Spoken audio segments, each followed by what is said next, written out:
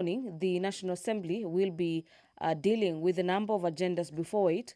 Among them is a procedural motion on the exemption of business from the provisions of Standing Orders number 40, subsection 3, by the lead of the majority party.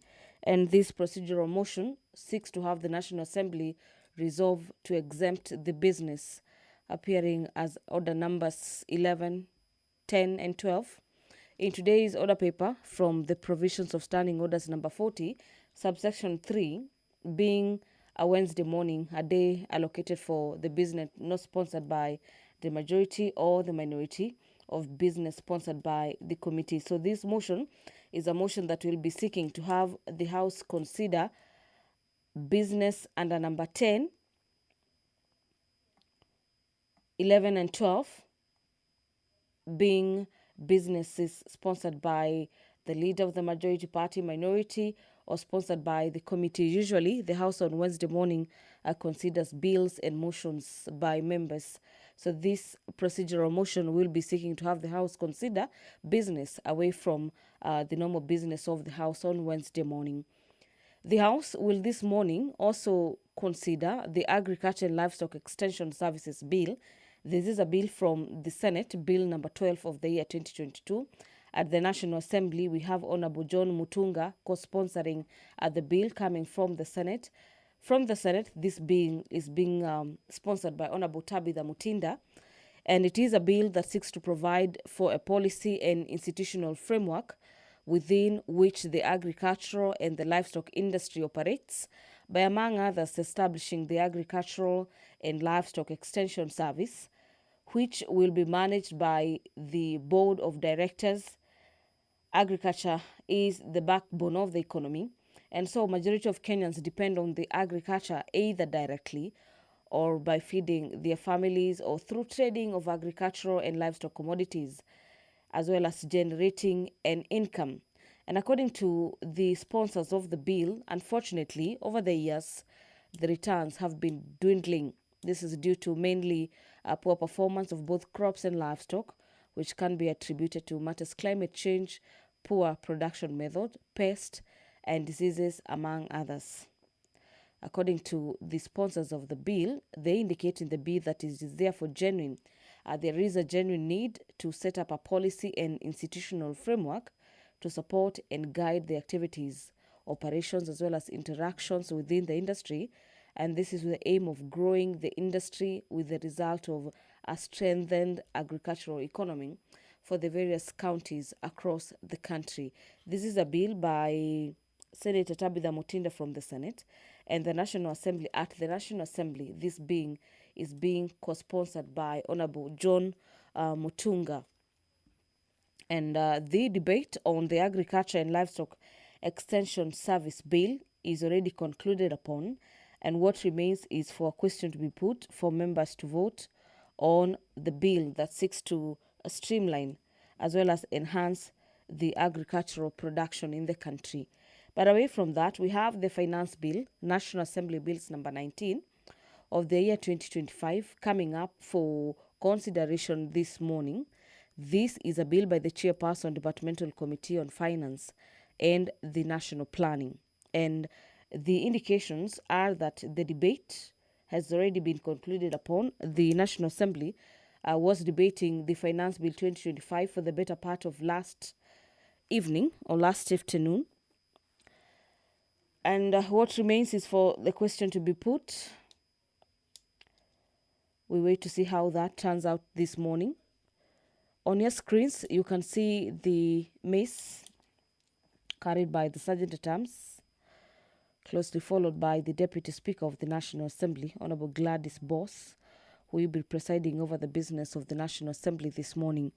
So kindly allow me to hand you over for this live broadcast. Enjoy your viewing and have yourself a great morning. Honorable members, let us pray. Almighty God, who in your wisdom and goodness have appointed the offices of leaders and parliaments for the welfare of society and the just government of the people, we beseech you to behold with your abundant favor as your servants whom you have been pleased to call to the important performance of important trusts in this republic.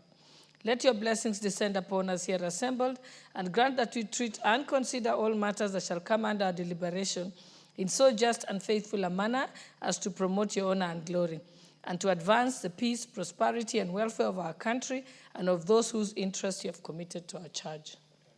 Amen.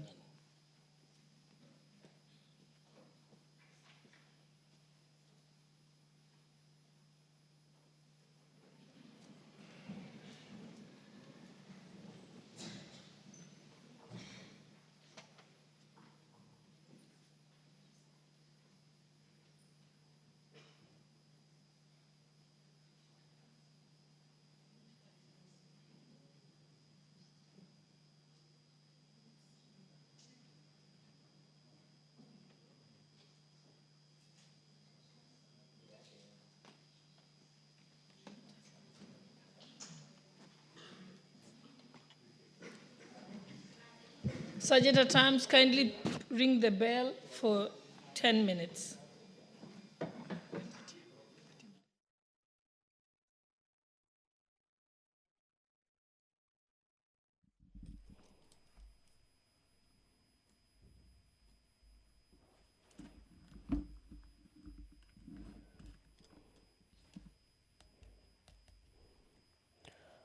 Well, the business of the National Assembly has officially commenced this morning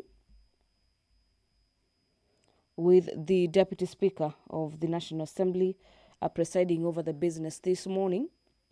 But the House can not yet commence with the consideration of the business before it, as the House lacks the requisite quorum to commence business. And so we have the directive to have the Sergeant at Arms ring the quorum bell for 10 minutes. For members of the National Assembly who are yet to make their way into the chambers this morning to do exactly that, for the House to raise the numbers to consider the business. Before I handed you over, I was just informing you that the House will be voting on the Finance Bill 2025, this being National Assembly Bills number 19 of the year 2025. It is a bill by the Finance Committee, and in the presentation during last evening business of the National Assembly, we had the chair of the Finance Committee, Honorable Kure Kimani, moving the bill for consideration that presided the debate at the National Assembly.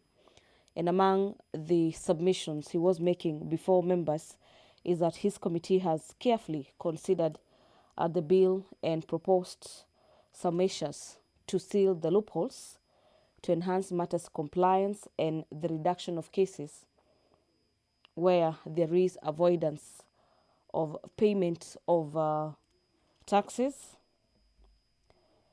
And remember, the Finance Bill 2025 is a bill that brings up the aspect of revenue raising measures for the national government, that is through KRA, to raise funds for the budget of the country for the financial year 2025-2026, being a budget that doesn't propose introduction of new taxes, but rather the sealing of loopholes and ensuring that all Kenyans who are able or who are in a position to file taxes. In the bill by the Finance Committee, it is a bill that is seeking to have all Kenyans file taxes, whether they are positive or nil returns. And according to the Finance Committee, this will seal loopholes via which a section of business persons or Kenyans have been evading the payment of taxes. So that is a bill that is coming up for voting for the better part of this morning, being a business that had the House consider the procedural motion to exempt that it be considered as a normal day, or usually on Wednesday morning, we usually don't have any other agenda other than the business sponsored by individual members of the National Assembly. But a procedural motion will be moved this morning, and the House will be voting to consider the finance bill, among other agendas sponsored by the leader of the majority and the minority, as well as the committee. The consideration of nominees for appointment to the National Police Service Commission is also a matter coming up before the National Assembly this morning, where the House will be voting on the appointment of Ms. Peris Muthoni Kimani and Mr. Benjamin Juma Imai, as well as Professor Coletta Suda, who, upon the approval by the House, they'll be officially appointed to serve as members of the National Police Service Commission during business of the National Assembly. Yesterday, members of the National Assembly called upon the three members to implement reforms in the police service to ensure that there are no police excesses. And with all indications from the chamber is that the House has raised business. You may stop the bell. First order. Order number 1, administration of oath. Order number 2, communication from the chair. Order number 3, messages. Order number 4, petitions. Order number 5, papers. Honorable members, allow me to amend the order paper so that I can go to, we'll jump papers for now. We jump papers, Majority Leader, and then we go straight to order number 8 and order number 8, 9, 10, 11, and 12.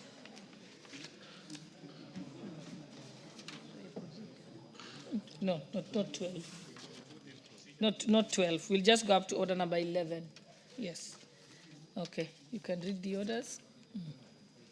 Did we say we skip papers first? Let's skip papers first. So we are starting with order number 8. So if you sit down, we'll come back to you. Okay. Order number 8, procedural motion, exemption of business from the provisions of Standing Order 43. Honorable members. Oh, yes. Proceed. I thought I was putting the question. Okay. Thank you, Honorable Speaker. Honorable Speaker, thank you for that indulgence to allow us to change the order a little bit. Honorable Speaker, I beg to move that this House resolves to exempt the business appearing as order number 11, number 10, 11, and 12 in today's paper from the provisions of Standing Order 43, being a Wednesday morning, a day allocated for business not sponsored by the majority or minority party or business sponsored by a committee. Honorable Speaker, like you're aware, Wednesday mornings are meant for business by private members. But because of the urgency of the matters, Honorable Speaker, we want to ride on order, Standing Order 40, so that we can exempt, Honorable Speaker, and have the finance bill, and consideration of the nominees on appointment to the National Police Service and the County Public Finance Laws Bill, Honorable Speaker, that we consider them now, Honorable Speaker, so that we can beat the time frame as given in the Public Finance Act to ensure that we enact these laws within the framework of the budget timelines, Honorable Speaker. Therefore, Honorable Speaker, having said that, I want to urge members to support this procedural motion. It's a simple, straightforward procedural motion, and request the Honorable Papa Osoro, no, the Honorable Osoro, Silvanas Osoro, to actually second. I thank you, Honorable Speaker. Thank you very much, Honorable Speaker. Honorable Speaker, for clarity, my name is Osoro, not Papa Osoro, as the Honorable my Deputy Majority Leader has alluded to. But, Honorable Speaker, the purpose of seeking the exemption of business from the provision of Standing Order number 43, as the movers clearly stated, is to try and dispense of all this business, the government business, and set aside the business that is meant for the private members. Honorable Speaker, looking at the calendar of this House, we are set to proceed for recess next week on 27th. And this House also received the Minister or the CS for Finance, who of course gave us the estimates sometimes last week. And it's important that even as we come to the closure of this financial year, getting now to the next financial year, that we push this business that is stated in order number 10, and that is the finance bill, and also the special motion that we discussed yesterday, and of course the county public finance laws, because we are getting into the new financial year. So, Honorable Speaker, with that, I beg to second. Honorable members, I propose the question that this House resolves to exempt the business appearing as orders number 10, 11, and 12 in today's order paper from the provisions of Standing Order number 43, being a Wednesday morning, a day allocated for business not sponsored by the majority or minority party, or business sponsored by a committee. Thank you, honorable members. I now put the question that this House resolve to exempt the business as orders numbers 10, 11, and 12 in today's order paper from the provisions of Standing Order 43, being a Wednesday morning, a day allocated for business not sponsored by the majority or minority party, or business sponsored by the committee. Will as many as of that opinion say aye? Aye. Will as many as of the contrary opinion say nay? The ayes have it. Next order. Before the next order, allow me to recognize a school that is seated in the public gallery. The school is Logorate Comprehensive School from Samburu West constituency, Samburu County. Next order. Order number 9, the Agriculture and Livestock Extension Service Bill, Senate Bill number 12 of 2022, second reading, question to be put. Honorable members, I now put the question that the Agriculture and Livestock Extension Services Bill, Senate Bill number 12 of 2022, be now read a second time. Will as many as of that opinion say aye? Aye. Will as many as of the contrary opinion say nay? The ayes have it. A bill for an act of parliament to provide for agricultural and livestock extension services, establish the agricultural and extension services, and for connected purposes. Next order. Order number 10, the Finance Bill, National Assembly Bill number 19 of 2025, second reading, question to be put. Honorable members, I now put the question that the Finance Bill, National Assembly Bill number 19 of 2025, be now read a second time. Will as many as of that opinion say aye? Aye. Will as many as of the contrary opinion say nay? The ayes have it. A bill for an act of parliament to amend the laws relating to various taxes and duties for matters incidental thereto. Next order. Order number 11, special motion, consideration of nominees for appointment to the National Police Service Commission. Question to be put. Honorable members, I now put the question that taking into consideration the findings of the Departmental Committee on Administration and Internal Security in its report on the approval of the hearing of nominees for appointment as members of the National Police Service Commission, laid on the table of this House on Thursday, 12 June 2025, and pursuant to the provisions of Article 246(2) and 252 of the Constitution, and Sections 3 and 8 of the Public Appointments Parliamentary Approval Act, Cap 7F, approves the appointment of the following nominees as members of the National Police Service Commission. 1, Ms. Peris Mudhoni Kimani. 2, Mr. Benjamin Juma Imai. And 3, Professor Colette A. Suda. Will as many as of that opinion say aye? Aye. Will as many as of the contrary opinion say nay? The ayes have it. Honorable members, I think you'll allow us now to go back to order number 5. Thank you for your indulgence. Order number 5, papers. Majority Leader, Honorable Lowenbayer. Honorable Speaker, I beg to lay the following papers on the table of the House today, Wednesday, June 18, 2025, morning sitting. 1. Reports of the Auditor General and financial statement for the years ended 30th June 2024 and the certificates therein in respect of the following technical and vocational college. A. Msambweni. B. Kibwezi West. C. Mulango. D. Machakos Town. E. Kitui East. And F. Yata. 2. Reports of the Auditor General and financial statement for the year ended 30th June 2024 and the certificates therein in respect of the following secondary schools. A. St. Alfonsa Kisau Girls, Makueni. B. Kitondo, Makueni. C. Baricho Boys. D. Kabare Girls. E. Shimba Hills. And F. Muha Boys, Makueni. 3. Reports of the Auditor General and financial statement for the year ended 30th June 2024 and the certificates therein in respect of the following technical training institute. A. Wote. B. Machakos Technical Institute for Blind. And C. Katine. 4. Reports of the Auditor General and financial statement for the year ended 30th June 2024 and the certificates therein in respect of A. Malindi Integrated Social Health Development Program Phase 2, MISHDP 2, Coastal Development Authority. B.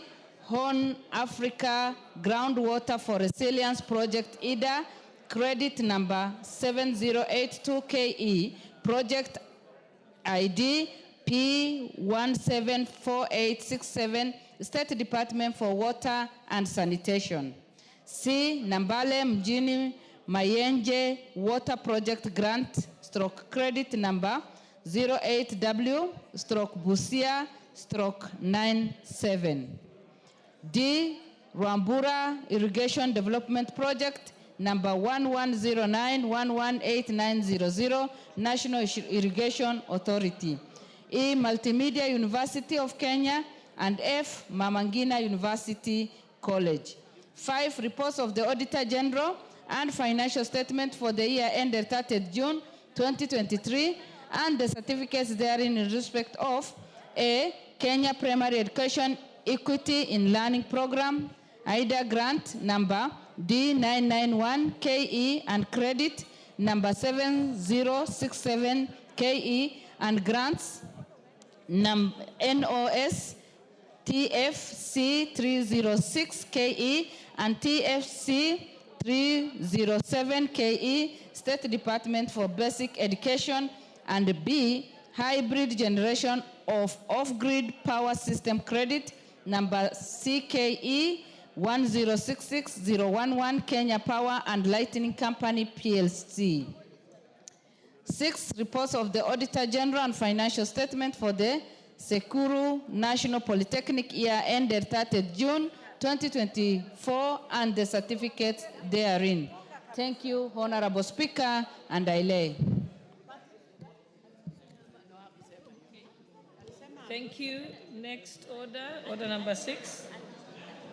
Order number 6, notices of motion. Order number 7, questions and statements. Honorable, order number 6, there was a notice of motion by Honorable Gikaria. Or is that? Sorry?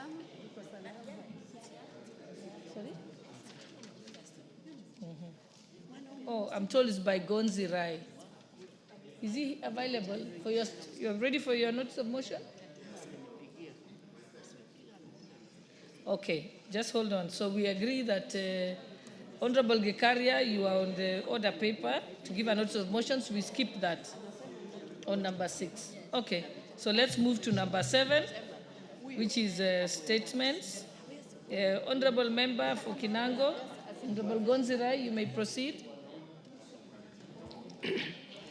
Schedule the code. Madam Speaker, I rise to request for a statement regarding the safety of a Kenyan in Saudi Arabia.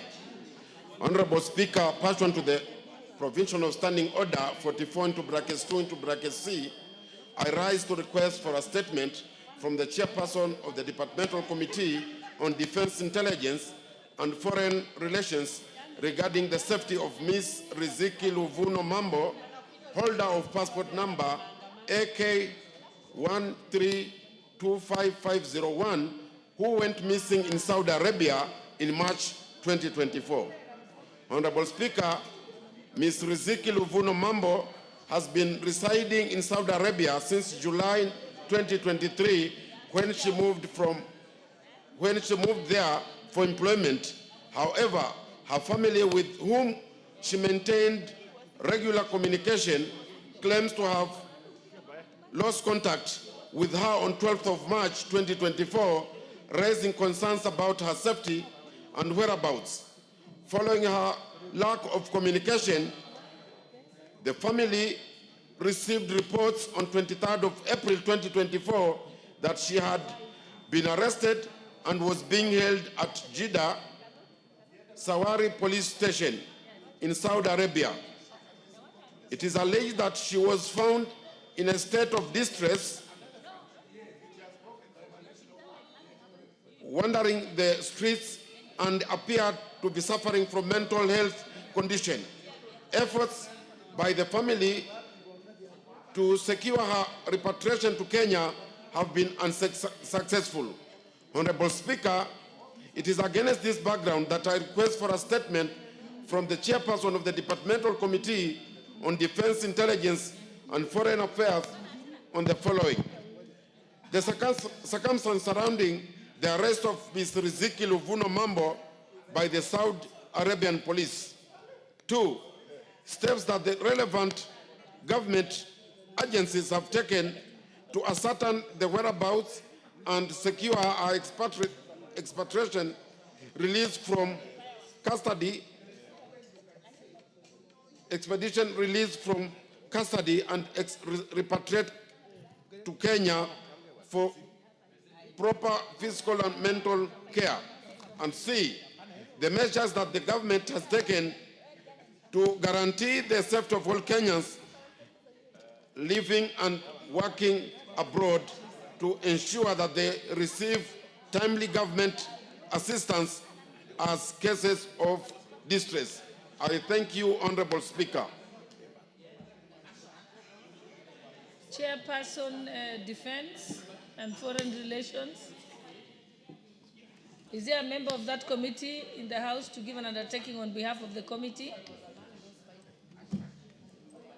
Okay, Majority Leader, can you give the undertaking on their behalf? We here the Vice Chair is here. Yeah. The Honorable Captain Major Bashir is here. He can do an undertaking. Give him the mic.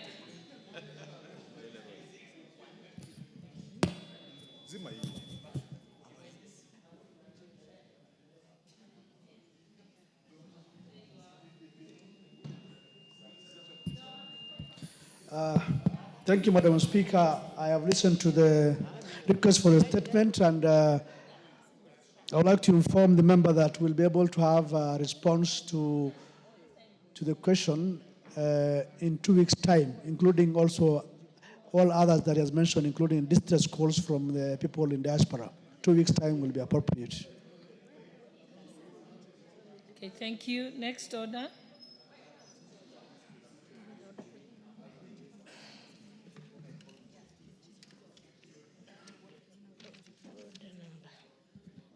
Order number 12, the County Public Finance Laws Amendment Bill, Senate Bill number 39 of 2023, second reading.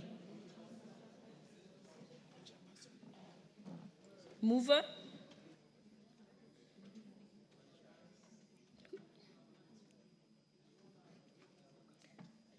Who's the mover of the bill?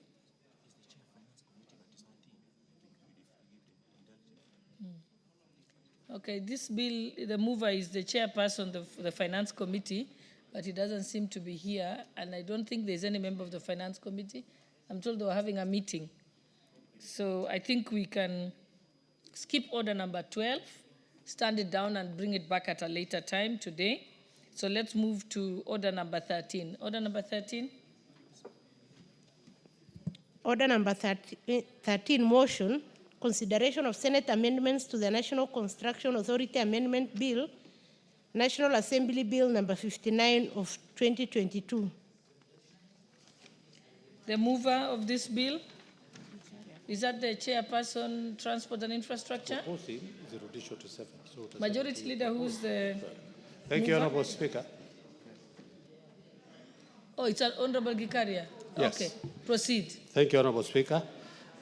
I beg to move that the Senate amendment to the National Construction Authority Amendment Bill, National Assembly Bill number 59 of 2022, be now considered. Honorable Speaker, I had brought this to effectively operationalize the 30% under the procurement for the special groups, that is the women, youth, and people with disability. And Honorable Speaker, in that amendment, I had proposed that we exempt class 8, 7, and 6, but we had agreed with the committee that we only exempt class 8 only. But when we went to the Senate has since rejected our proposal of 8 and returned it to where I had proposed to 6, 7, and 8. But, Honorable Speaker, I want to agree with the committee that we just exempt only class 8 and just up to class 8 and nothing more, and that is only for startup, so that we can be able to help our youth, women, and people with disability to be able to venture into business, to give an opportunity for us. So in my view, I would want to agree with the committee and reject the Senate proposal. And I ask Honorable Ruto to second.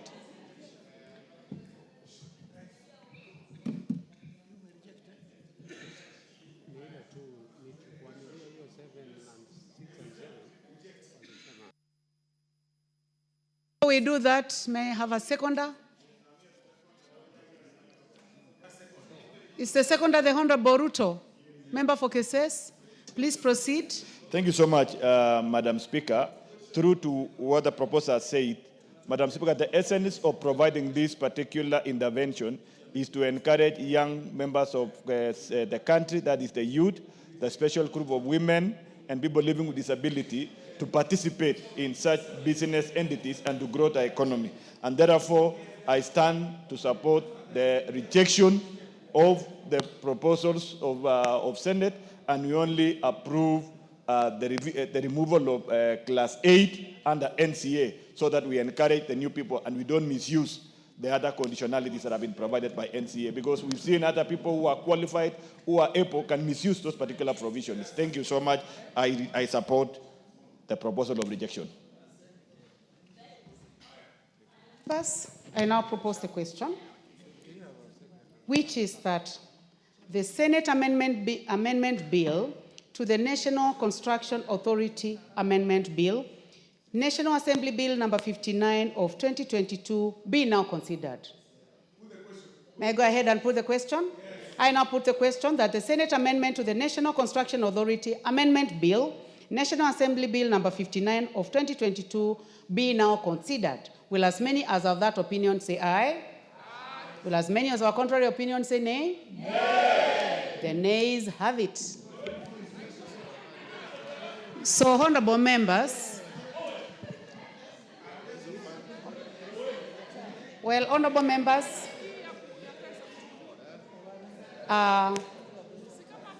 the fact that the nays have it means that in order number 14, the Committee of the Whole House will not consider the consideration to the Senate amendment to the National Construction Authority Bill, National Assembly Bill number 59 of 2022. Thank you, honorable members.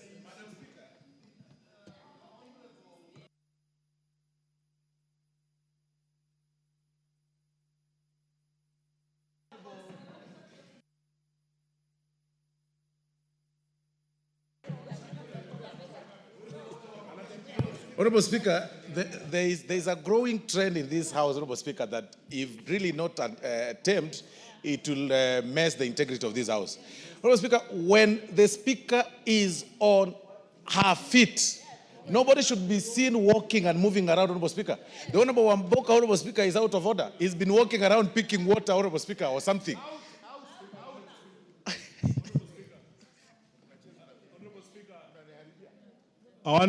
I apologize, Honorable Speaker. I'm sincerely sorry, and that will not happen again. Honorable members, let us proceed. I did not notice that the Honorable Wamboka was moving around, but Honorable, if that happened, let it not happen any other time. Next order.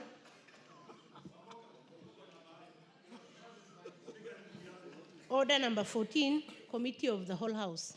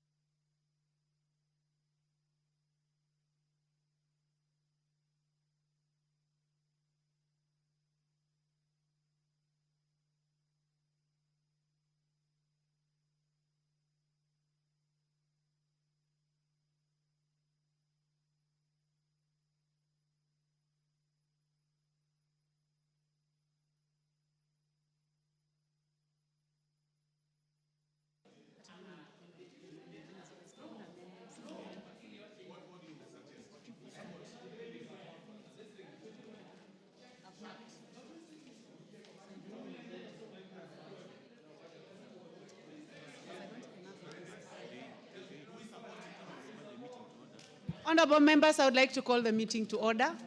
We are in the Committee of the Whole House, and we are considering the Wildlife Conservation and Management Amendment Bill, National Assembly Bill number 23. Clause 2. I propose the question that Clause 2 be part of the bill. There be no amendment. I put the question that Clause 2 be part of the bill. Will as many as of that opinion say aye? Aye. Will as many of our contrary opinion say nay? The ayes have it. Title. The Honorable Ruwaida, I can see you are in the house. Please get settled. The member for Lamu, please settle down. The honorable members, please take your seats.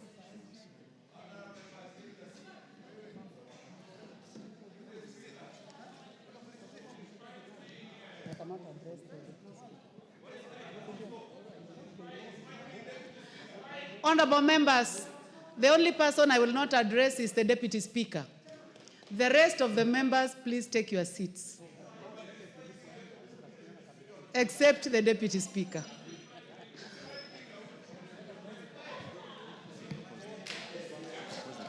I propose the question that the title be the title of the bill. There be no amendment. I now put the question that the title be the title of the bill. Will as many as of that opinion say aye? Will as many as of contrary opinion say nay? The ayes have it. Clause 1. I propose the question that Clause 1 be part of the bill. There be no amendment. I now put the question that Clause 1 be part of the bill. Will as many as of that opinion say aye? Will as many as of a contrary opinion say nay? The ayes have it. Mover.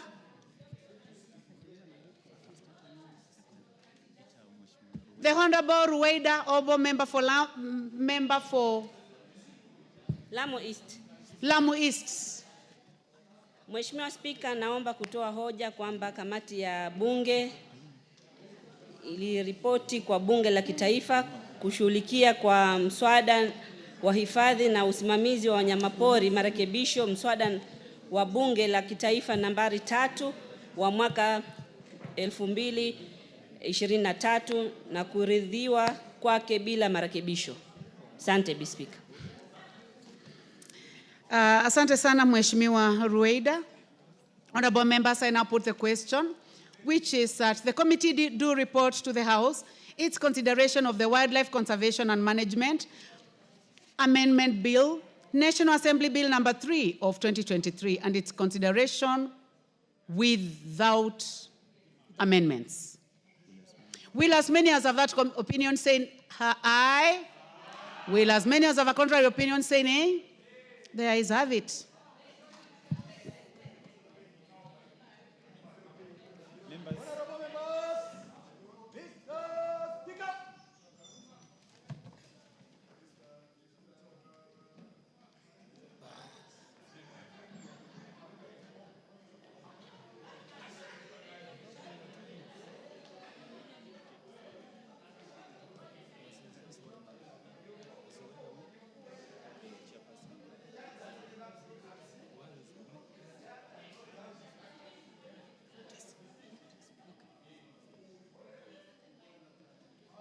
Chairperson to report to the House.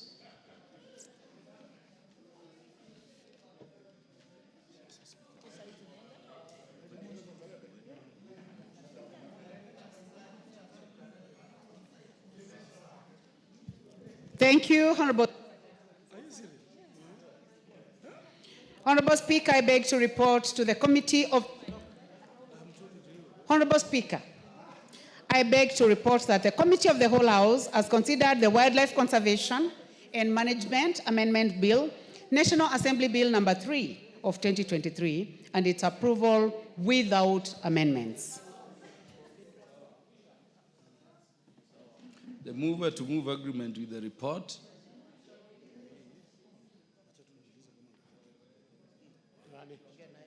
The mover to move agreement with the report. Mheshimiwa Spika, naomba kutoa hoja kwamba bunge hili likubaliane na kamati ya bunge zima kuhusu ripoti hiyo. Pia namuomba Mheshimiwa Owen Baya aunge kuafiki hoja ya kukubaliwa kwa ripoti ya kamati ya bunge zima. Asante, Bwana Spika. Honorable Owen Baya. Thank you, Honorable Speaker. Honorable Speaker, just a minute. Asante Mheshimiwa Speaker kwa kunipatia nafasi kuunga hoja ya makubaliano na bunge kuhusu mswada huu. Na niseme hivi kwamba huu mswada ni mswada muhimu sana. Na nataka kumpongeza Mheshimiwa Rueda kwa kujali watu wake wa Lamu na watu wa Pwani. Kwamba hawa wanyama ambao leo tunawaweka katika ratiba ya wale ambao wakiumiza watu watalipwa ni viumbe ambavyo viko katika bahari. Na hivi viumbe Bwana Spika huwa vinaumiza watu wa Lamu sana. Manake watu wa Lamu wengi wao wanapata chakula chao cha kila siku kupitia ile bahari ya Hindi. Na kwa sababu hiyo basi Mheshimiwa Rueda, nataka niseme kwamba umefanya jambo zuri sana. Watu wa Lamu na watu wa Pwani watakukumbuka maisha yao yote kwa hii kazi nzuri umewafanyia, ili hata hao wapate fidia, wafidiwe wakipata hasara ndani ya bahari. Asante Bwana Spika, na naunga mkono makubaliano na hoja hii ambayo Mheshimiwa Rueda amepitisha. Asante sana. Yes, Honorable Rachel Nyamai. No. In terms of procedure, Honorable Rachel, the question has to be proposed first. Honorable members, I propose the question that the House do agree with the committee in the said report. Honorable Rachel Nyamai. Mheshimiwa Spika, ningependa kuchukua fursa hii pia mimi niweze kumpa kongole Mheshimiwa wa Lamu East ambaye ni Mheshimiwa Rueda Obo. Alifanya kazi nyingi sana. Na kwa kawaida Mheshimiwa Rueda huwa anajali sana watu wake wa Lamu. na sana sana mambo ambayo yanahusu bahari, mambo ambayo yanahusu umbali kutoka hapa Nairobi. Tumemsikiza akiwa hapa bungeni vile anapenda kuhakikisha kwamba watu wake wanapatiwa fidia sana sana kwa mambo ambayo yanahusu bahari. Na ningependa pia kupongeza Mheshimiwa Honor Owen Baya. Na pia nimwambie, nimeona Kiswahili kimeanza kumshinda. Sijui ni kwa sababu gani. Kwa sababu analemewa ni kukaa sana na Mheshimiwa Eshongwa, Mheshimiwa Whip Osoro, na Mheshimiwa wa Marsabit, Mheshimiwa wako, wanamuongelesha kizungu mingi mpaka siku hizi ameanza kusahau Kiswahili. Kwa hivyo ningependa kuwapongeza wote wawili, lakini niambie Mheshimiwa Rueida ajaribu aketi sana na Mheshimiwa Baya amfundishe Kiswahili. Mheshimiwa Rachel Nyamai, ungependa kufahamishwa jambo na Mheshimiwa Osoro? Ningependa nifahamishe na Mheshimiwa Osoro. Na anifahamishe kwa Kiswahili. Fahamisha kwa Kiswahili. Mheshimiwa Speaker, ningependa kufahamisha Mheshimiwa Rachel kwamba hatusemi kwamba lugha ya Kimombo, usema kwamba Kiingereza mingi. Unasema Kiingereza kingi. Pili, tunasema kwamba sio Kiswahili kimemshinda. Tunasema kwamba Kiswahili, lugha ya Kiswahili imemlemea. Kwa hivyo matamshi katika ngeli ni vema kwamba ni vema unapozungumza katika lugha ya Kiswahili uelewe kwamba kuna ngeli, pia kuna muktadha wa kufuata kidogo, ndio kidogo uweze kuelewa Kiswahili vile inafaa. Mheshimiwa Rachel, umefahamishwa, ulikuwa umemaliza au unaendelea? Ningependa tu kufunga. Sababu hata ningependa kushukuru sana Mheshimiwa Osoro, lakini pia ni vizuri ajue kuna misamiati ya Kiswahili ambayo anafaa aielewe vizuri. Kwa hivyo tunapopongeza Mheshimiwa wa Lamu, tunafaa tupange maneno kama vile ambavyo anaipanga na vile ambavyo inapangwa na Mheshimiwa wa Mombasa ambaye anaporomosa Kiswahili vizuri sana. Asante sana Mheshimiwa Spika. Mheshimiwa Osoro, uko kwa hoja ya nidhamu au ufahamisho? Abu, kwa wakati huu lazima mjue wajumbe waheshimiwa kwamba mmepoteza Spika. Niko katika hoja ya kufahamisha bado. Spika haelewi msamiati, ngeli na hayo mambo mnaongea. Kweli kabisa Spika, nikiendelea kufahamisha Mheshimiwa Rachel nimweleze kwamba hata katika lugha ya Kiswahili kuna pia unasahihi mtu, kisha baadaye kama haupendi kusikiza ama kidogo uko na maoni tofauti kwa yale ambayo amesema, unakanusha. Kwa hivyo kwa mfano unaposema kwamba mama alinikimbiza katika lugha ya Kiswahili, wengine usema kwamba mama hakunikimbiza, lakini hicho sio Kiswahili sanifu. Unapokanusha usema kwamba mama alinikimbiza. Kwa hivyo ukijibu unasema asante Mheshimiwa Spika. Yule ni Mheshimiwa Sietenei au Mheshimiwa yupi? Mheshimiwa Watarbo, ungependa pia kunena kwa lugha ya Kiswahili? Asante sana Mheshimiwa Spika. Nataka kufahamisha Bwana Osoro, Mheshimiwa Osoro, ya kwamba ameongea Kiswahili mufti sanifu, sio Kiswahili mufti. Aweze kuongea kwa Kiswahili mufti ndio tujue anaweza kuporomosha Kiswahili vyema. Asante Bwana Spika. Bwana Osoro ameongea ile Kiswahili tunasemanga imebuniwa upande wa Nyanza. Ako na tabrija kuu ukimlinganisha na mie Speaker. Allow me now to... You want to contribute? Okay. Bwana Gikaria, utatamka pia?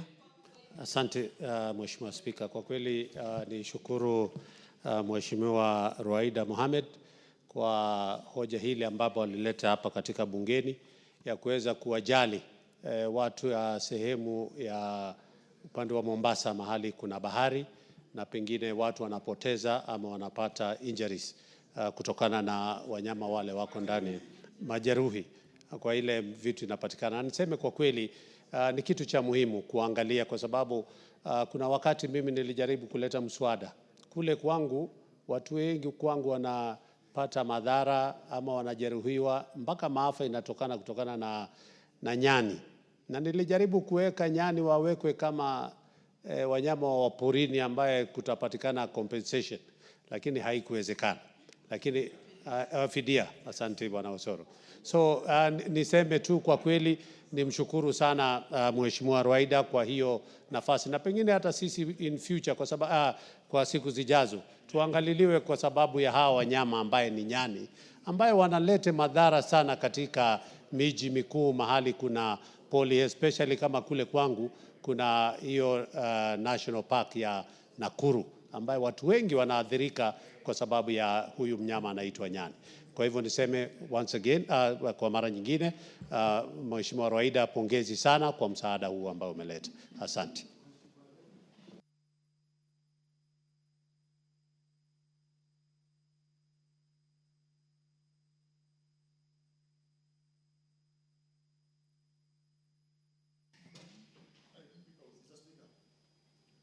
Yeah, honorable members, I now put the question that the House do agree with the committee in the said report.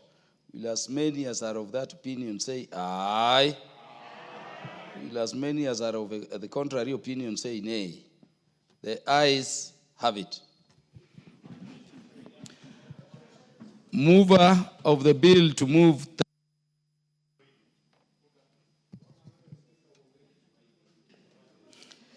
Mheshimiwa Spika, naomba kutoa hoja kwamba mswada wa hifadhi na usimamizi wa wanyamapori marekebisho, mswada wa Bunge la Kitaifa nambari 3 wa mwaka 2023 sasa usome mara ya 3.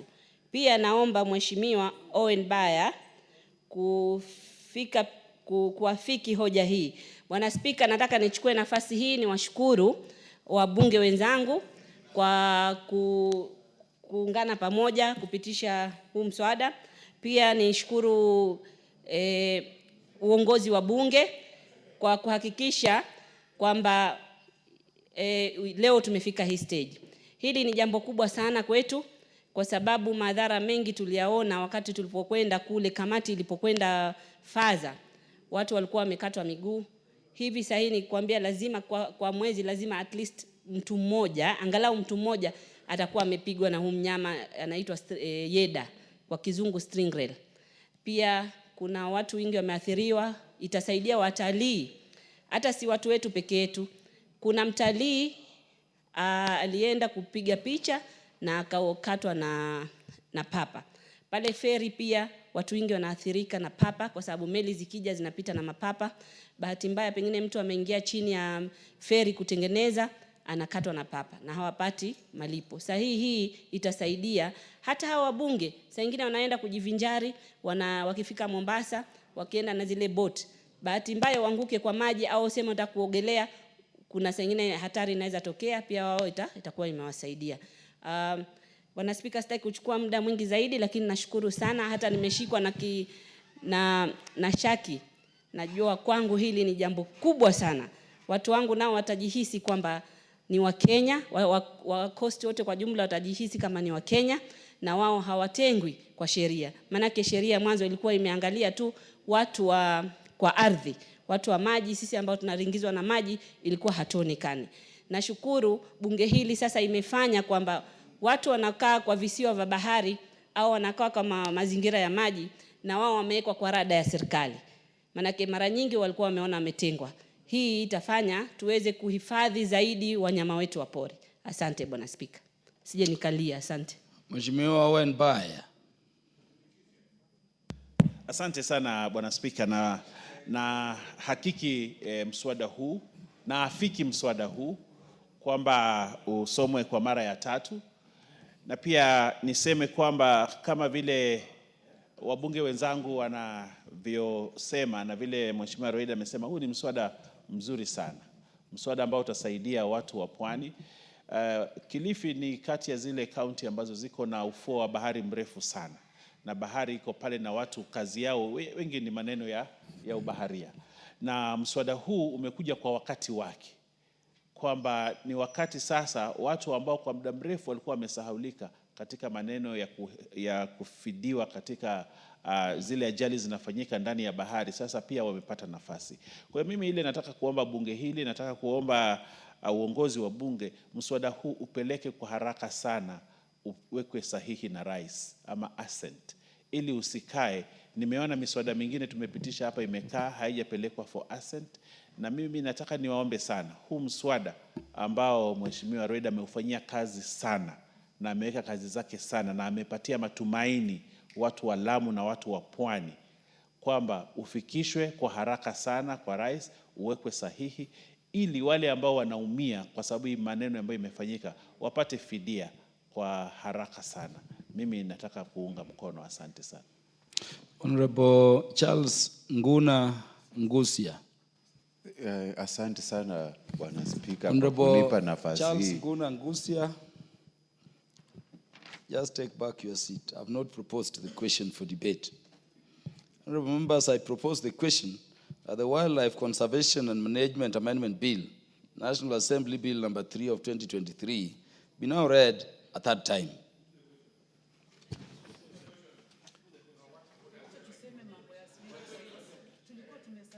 Yeah, so now you can contribute, Honorable Charles Nguna Ngusia.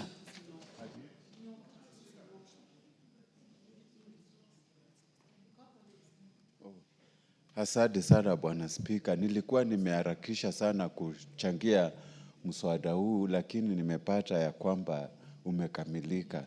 Kwa sasa mimi nataka kuongeza sauti yangu kwa hii niunge mkono kabisa, na nataka kuuliza itiwe sahihi haraka iwezekanavyo. Na kama Spika ilivyo desturi yetu, nataka kuomba tafadhali upe dada yangu Recho Kaki, kuna kitu alikuwa anataka kuongezea hii mswada. Asante sana.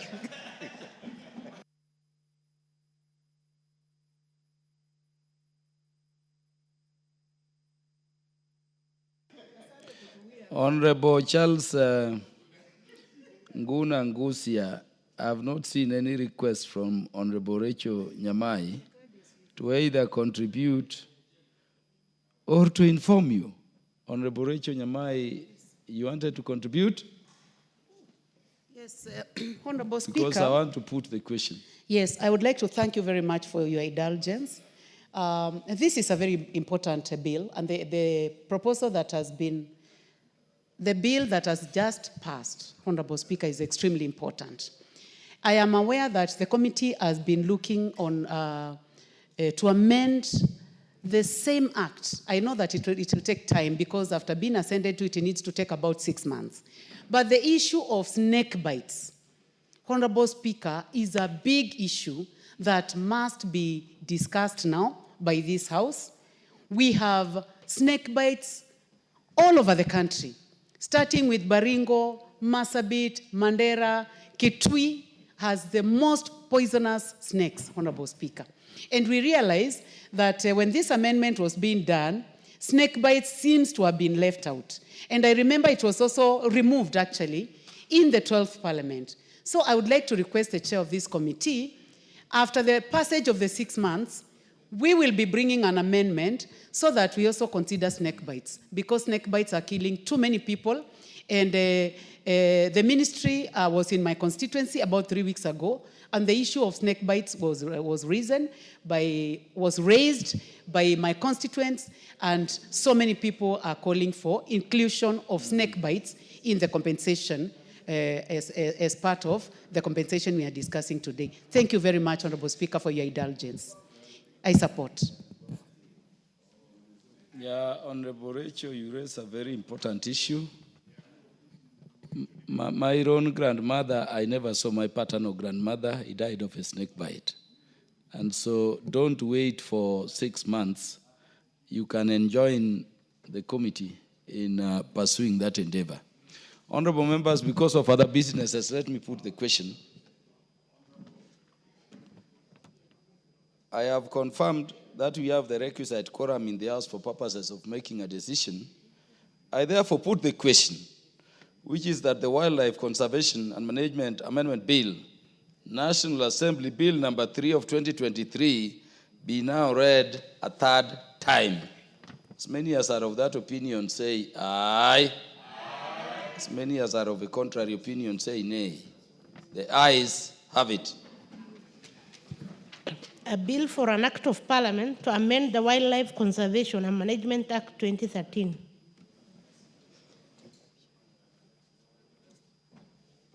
Next order.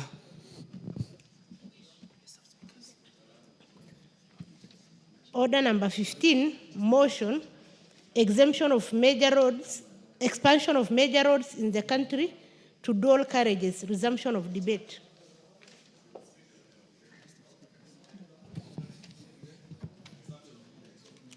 Is that for resumption of debate?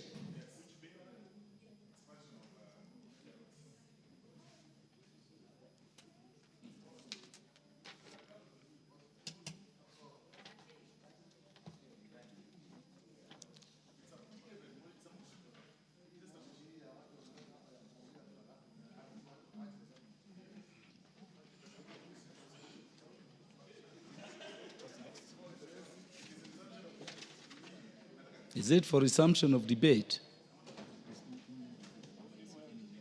But it had been moved and seconded.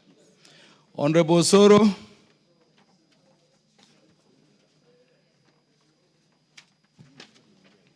Thank you very much, Honorable Speaker. Honorable Speaker, I rise to support the motion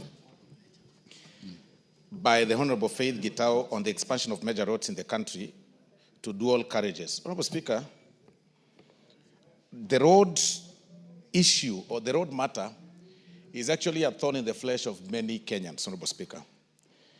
That when you move around the world, those of us who have had the privilege to travel across the world, you'll agree with me that we are behind schedule in terms of the road network as a country, Honorable Speaker. But of importance, Honorable Speaker, is the proposal or the motion by the Honorable Faith Gitao that seeks, or rather that brings us to the attention of everybody, Honorable Speaker, about the expansion of these major roads. Honorable Speaker, when you look, or if you've had an opportunity to travel or to make your way or to drive or whichever way from Nairobi all the way to Nakuru, then all the way to Kericho, all through to that route, Honorable Speaker, you'll agree with me that over the weekends, that route is extremely busy. Very, very busy. Because unlike the traditional holiday places that have been said before, like Mombasa and, the South Coast, the North Coast and all those places, other Kenyans opt, Honorable Speaker, to drive from Nairobi to Naivasha for what nowadays they call staycation or something, or just a little bit of some holiday, because that is another area that has become a common holiday destination, Honorable Speaker, especially for those who are not able to raise enough money, Honorable Speaker, and even not even enough money. There are very, very good hotels, Honorable Speaker, nowadays in Nakuru, Naivasha area, Honorable Speaker, that people go for holidays, Honorable Speaker. But unfortunately, there is a challenge. You drive all the way from Nairobi, you get to Westlands, but past Limuru, Honorable Speaker, you then now start finding a challenge or getting a challenge of the road network because of so many vehicles, Honorable Speaker, on the way. Because there are so many vehicles on the way in that route. If there is something that we need to think of as a country, is expanding such highways, Honorable Speaker. The roads that go all the way to Malava, the roads that pass through, you go, Honorable Speaker, from Sotik to Kaplong. It's like a road, Honorable Speaker, that was made when the population was hardly, 2 million people in this country or 3 million people in this country. It is really not a road that people should be talking about. And I see Honorable Osero looking at me because that is his home. And he knows very well that there is a challenge between Sotik, Keroka, Kisii, and going all the way, Honorable Speaker, to Tsirare. It's really, really a big challenge, Honorable Speaker. And there are so many vehicles on the road. Those roads, the implementers, or rather the people who came up with that structure of such roads, Honorable Speaker, did not envision a time when we will be densely populated as we are and with so many people on the road. And that is why this motion is coming in timely, Look at Mombasa, Honorable Speaker. Not everybody is able to afford a flight to Mombasa. You know, that immediately you get to Makutano, at the junction of Machakos towards Mombasa, Honorable Speaker, the road becomes slimmer, slimmer, and slimmer. And because it was actually made, or it was constructed over 30 or 40 years ago, or even 50 years ago, and not really well maintained. Sometimes, of course, there are potholes on the road. Some irregular bumps have been erected by people because of the accidents that are occur, Honorable Speaker. And we even squeeze ourselves with the trailers when you're driving in those roads. I mean, really, it is about time that we start having this discussion on how we can be able to get to expand these roads to have every major road as a dual carriage, Honorable Speaker. But even as we get to that, then we then need to sit down and ask ourselves this question. Is it then possible for this country, the country's budget, to meet those needs? Is it possible that within the budget that we have, Honorable Speaker, that we have all those roads, made under dual carriage, Honorable Speaker? What then, when you ask yourself this question, then it brings up for this answer that it's about time we also start thinking on how we can engage investors on such structures under the PPP terms. That if the government is not able to construct these roads because of the taxes, the insufficient budget that we have, Honorable Speaker, and of course there's several needs, then it's about time that we start embracing the question of the private-public partnerships across the country. It is the question of time. It is about time that we start thinking about that, right? That if you're doing a road towards Malava from Nairobi, then have an investor construct an 8-lane structure, 8-lane carriage on one side, and 8-lane carriage on the other side, with the exclusion of a free one. Then you do tolling so that you are able to recover your money. So you do 8. If you want to go express to Malava, use the dual carriage. If you do not want to pay for through the toll station, then just a similar thing that happens, of course, Honorable Speaker, to the expressway. Then you are left with that small, slender road, the old one, so that you can use and remain on traffic as you want. So it's about time that we start telling Kenyans and embracing, even as leaders, the question of the PPP. Because it is not tenable through our budget. If we will be waiting for us, for the exchequer to fund the road, to make the road that way, like Thika Superhighway, so that we can have those dual carriages all through the country, it will not be possible. We want to urge Kenyans to start embracing the private-public partnerships. A similar thing that happened, a similar one like the expressway, it's optional for you to get through the expressway to the JKIA, or you use the underpass and go, it's free, and then go to JKIA. The difference is that one will save time, the other one will pay at a cost. So those are the things that we need to embrace, because it is timely. Looking at the city planning, looking at the country's planning, we are a little bit behind. I was engaging one of the colleagues, Honorable Speaker, when we visited Zambia the other day. You will notice, Honorable Speaker, that in Lusaka, even the city planning itself has envisioned a time where the country will have a population of 50 million or 60 million, because currently Zambia, although it's double in our size, Honorable Speaker, in terms of the landmass, their population is barely 20 million people. But looking at the city planning, the spaces they've left for those who cycle, the spaces they've left for those people who like walking along the road is very safe. But look at our country, Honorable Speaker. The cyclists, the people, the cyclists are riding their motorbikes and their bicycles just besides the vehicles, and besides those people who are doing jogging every day, and besides, of course, trailers, quite risky. And that is why, Honorable Speaker, we've got so many cases of hit and run. And I can tell you, as a legal practitioner, when I started practicing law, Honorable Speaker, the very first thing I started doing, Honorable Speaker, is going through the morgues, Honorable Speaker, for what we call ambulance chasing. And that's what most people who start practicing do, because it is common. People are dying on the road, Honorable Speaker, through hit and run. People are hit daily. And because of the nature of our laws, nowadays when you get a person hit by the roadside, Honorable Speaker, you can hardly stop and pick him, because when you take, even if he's, has some little pass left for him to be saved, you will fear, because when you take them to the hospital, you are asked, okay, So are you the one that hit this person and the police will be after you? And that is why we are turning to be a country of each person for himself and God for us all. It's quite unfortunate. But General Honorable Speaker, it is about time that we start thinking through the PPPs. We start looking for the investors, viable and quality investors, to help us do the dual carriages. They toll to recover their money.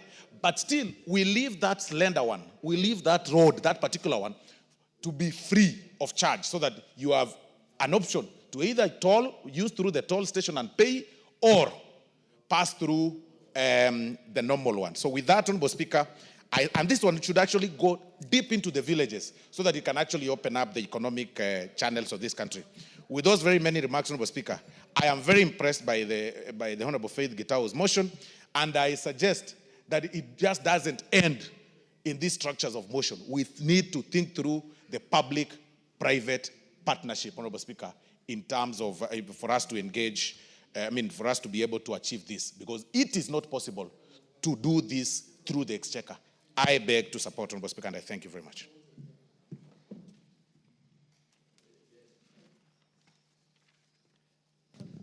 Before we proceed, honorable members, I would like to welcome students seated in the public gallery this morning, students from Kivudhine Secondary School, Kibwezi East Constituency, Makueni County. Let us welcome them to the National Assembly. You are welcome to continue observing the proceedings of the House.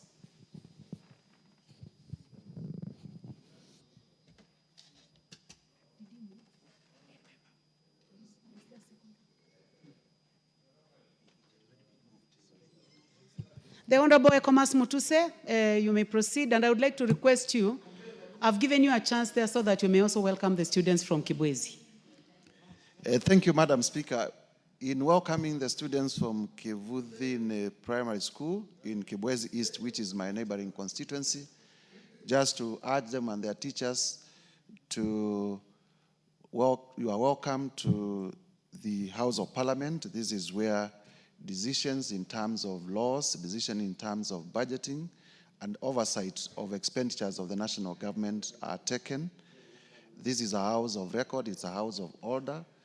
You are among the privileged few who have had the opportunity to come here, and therefore I congratulate you with your teachers for making to the House of Parliament, and we wish you all the best in your academic journeys so that in future all of you may grow up to be professionals who this country will look up to in terms of transforming us, and some of you may also become leaders and lead your people at your time. Having said that, Madam Speaker, and I say that on behalf of the Honorable Jess Kambalu because that is our constituency.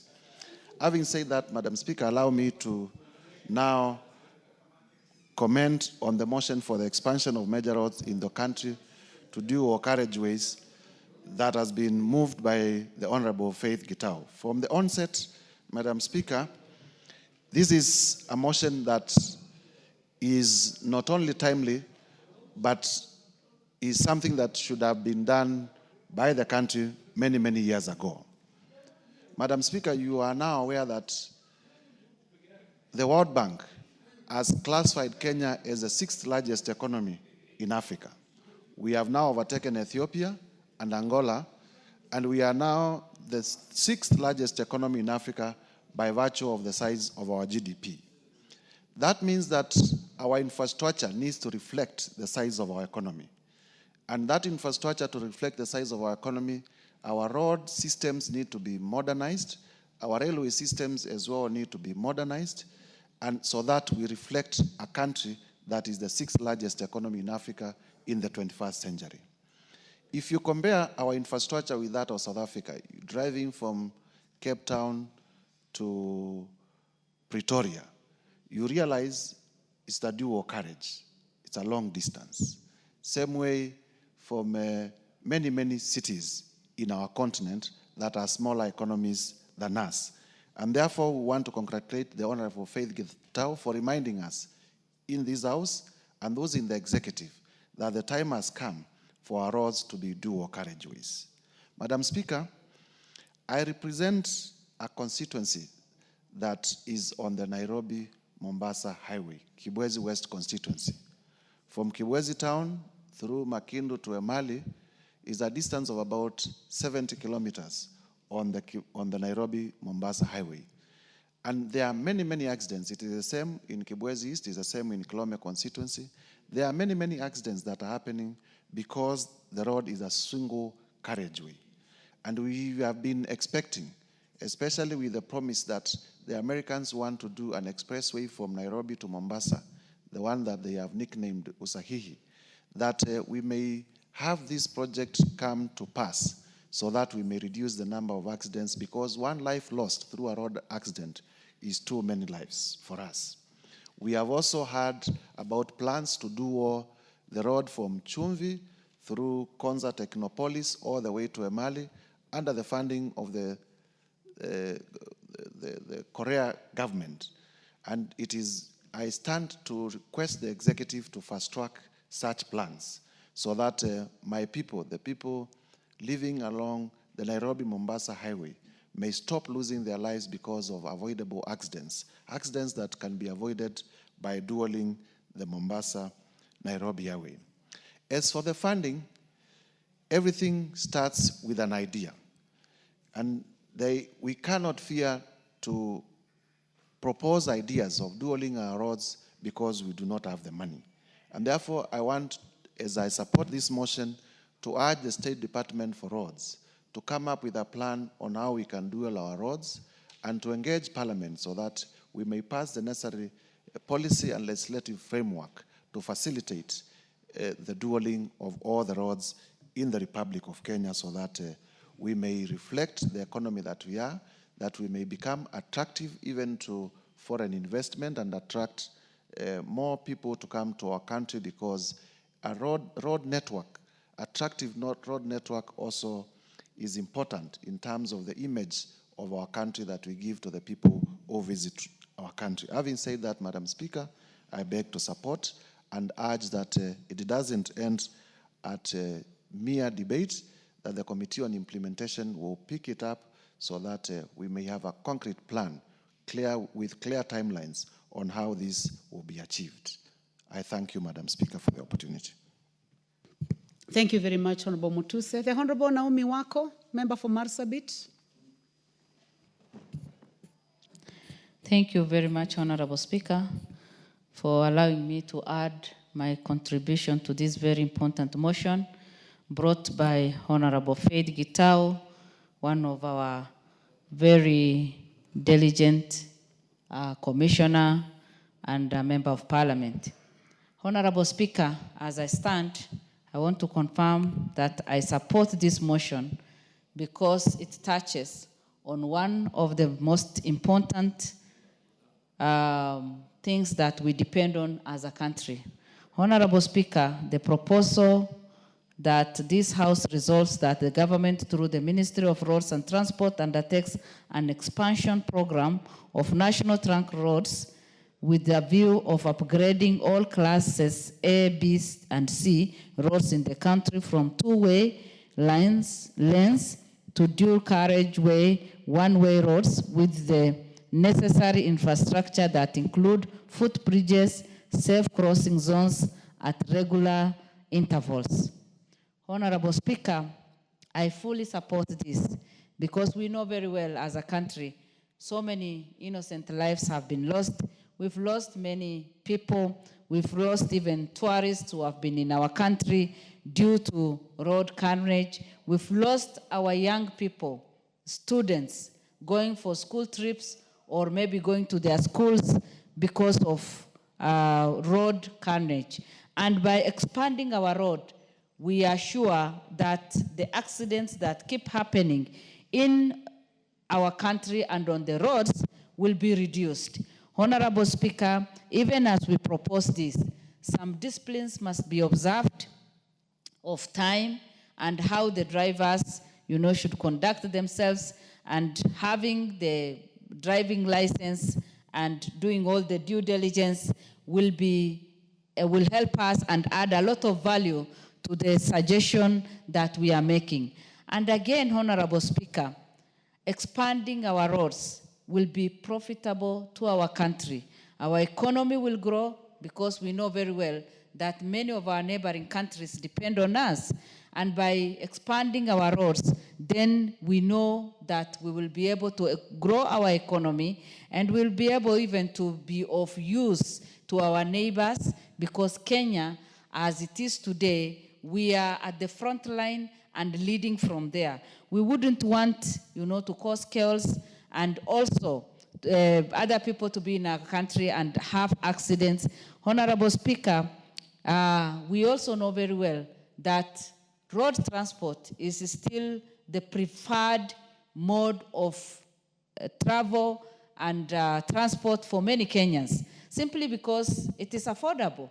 And many of us prefer it because we know that when you're on the road, you are safe enough, unless maybe something that you are not aware happens. You know that you will be able to reach your destination safely. But again, if we are not able to manage and to control well, we will continue losing a lot of people. Honorable Speaker, we know that even for the service delivery, we depend on our roads for the service delivery. And these days we have our motorbike, the border borders, who support us. And what the motion is supporting is going to help us a lot, because with what she's saying, safe crossing zones at regular intervals, proper drainage system, and other requisite infrastructure for their optimal operation. Even our border people will have their own path to be riding on, and that will be safe, because right now we are mingling and everybody is trying to compete for space on our roads, which is not safe, and again, we are not saving time. So that we can save time, we can also be effective, we can also be able to achieve many things as we consider doing different things, then we will be able to manage very well. Honorable Speaker, again, it is the suitable way or suitable means of transport when it comes to short distance, because you cannot fly, you cannot jump over, you have to have proper way of driving and just getting to your destination on time. And this is the only way we can be able to achieve all our goals. It is my prayer that we will be able to do this, so that in our country, we already have a lot of challenges. We have many people, blaming the government for doing different things. We have Kenyans crying because of poor economy. We have challenges because businesses are not doing well. If we can ease the traffic, and if we can help our people to have at least safe way of traveling and reaching their destination, people's businesses will pick, and we will be able to do a lot. With those few remarks, Honorable Speaker, I support, and I request the other members also to support this motion. Thank you. Thank you very much, Naomi Wako, the Deputy Whip. The Honorable Gideon Ochanda, member for Bondo. Thank you, Madam Speaker. Madam Speaker, there are a number of things that if people and governments are not able to realize and to do, will continue being in many, many, many problems. One of these is the issue of planning and the use of data.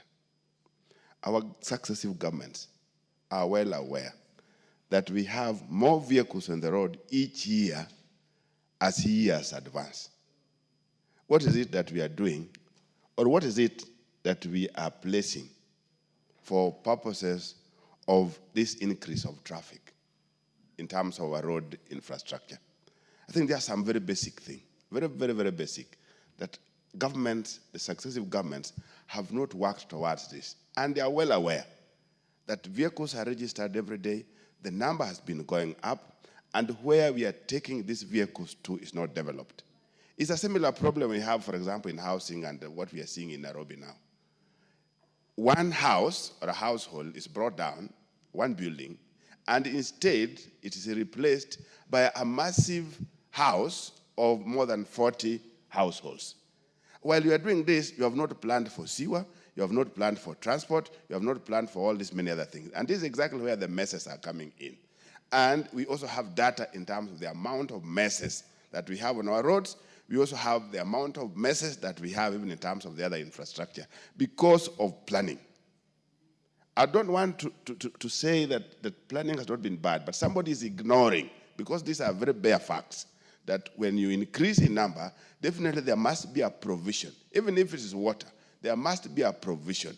Nairobi doesn't have the same people it had 20 years ago. There must be a provision. There must be some forward looking in terms of how some of these things are supposed to be met. And Madam Speaker, even some very basic way of how government raises revenue, we are well aware that if you put aside the formal ways of raising taxes or revenue, transport sector is one of the biggest sectors that helps these governments to raise money. What is it that we are doing when you are very sure that a sector generates for you money? It is a sector again that you ignore.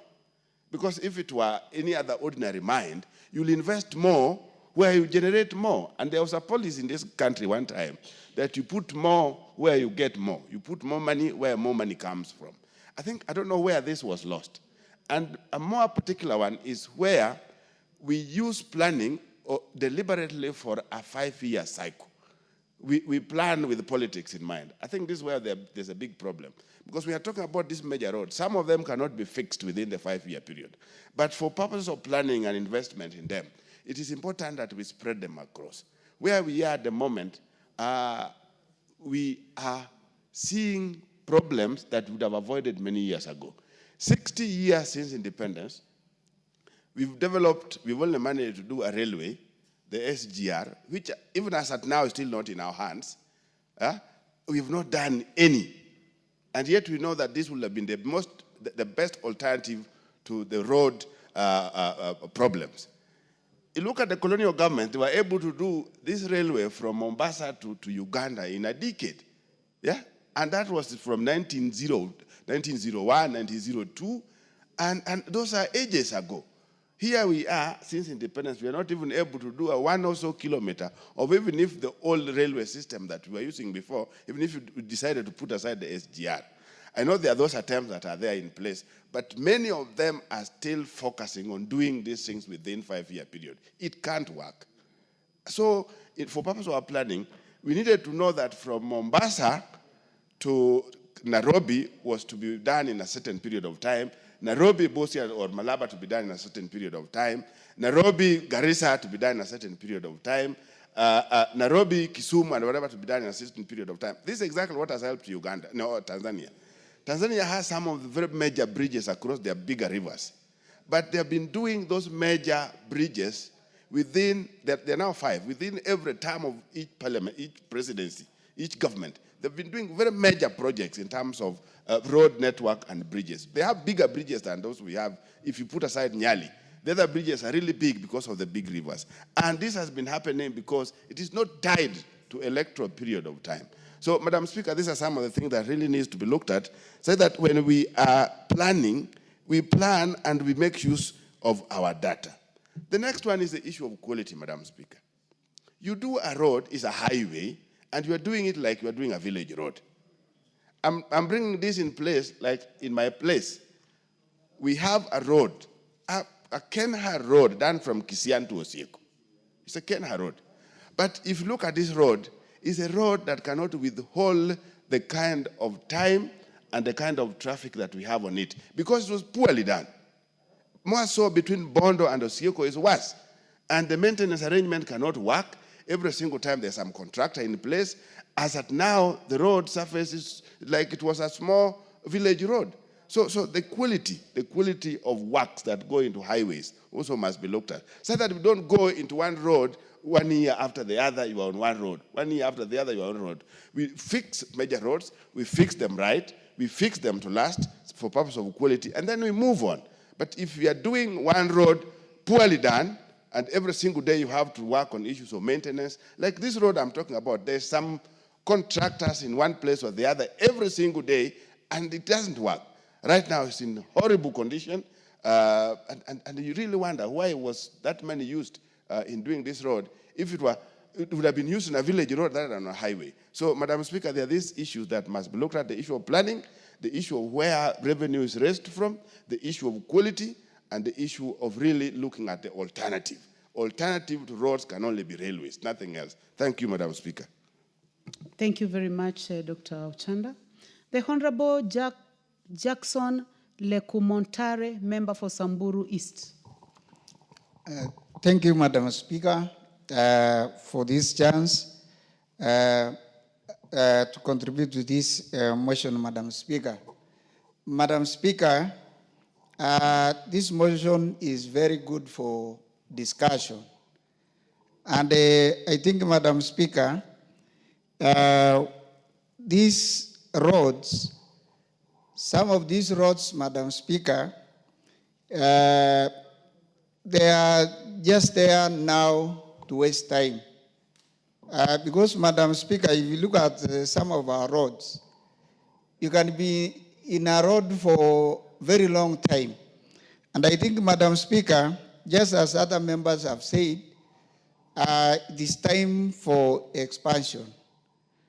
And I think this is a very good discussion, Madam Speaker.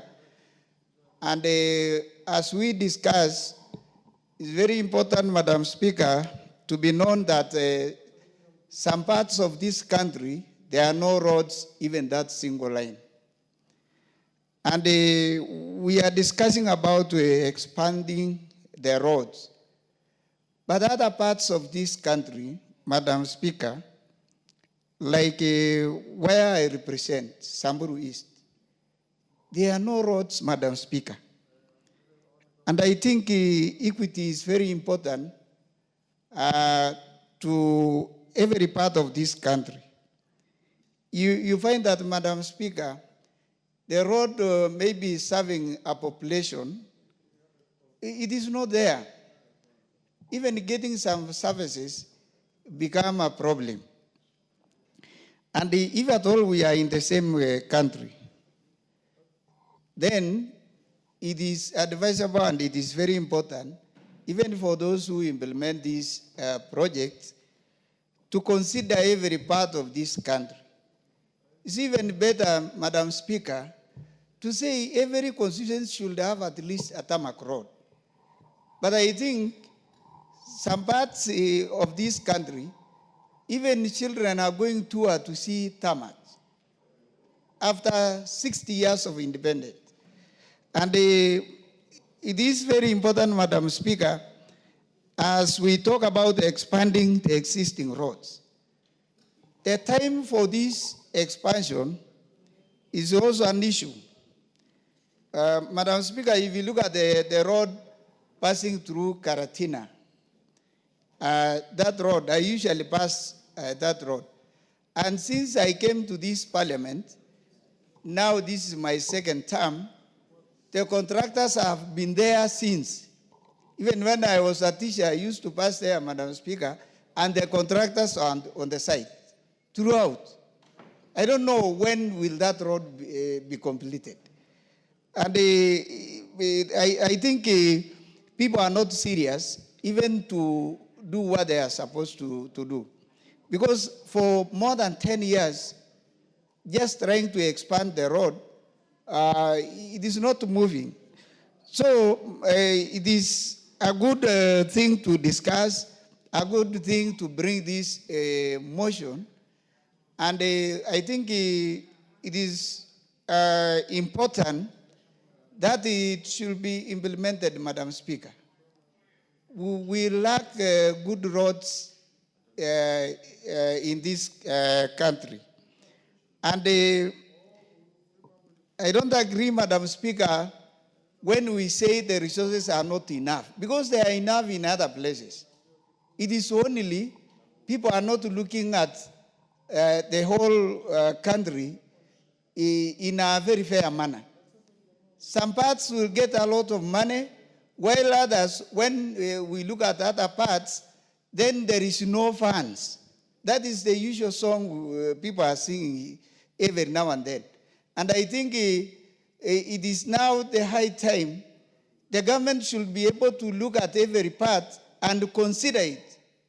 If the budget is small, then it should be small for everybody.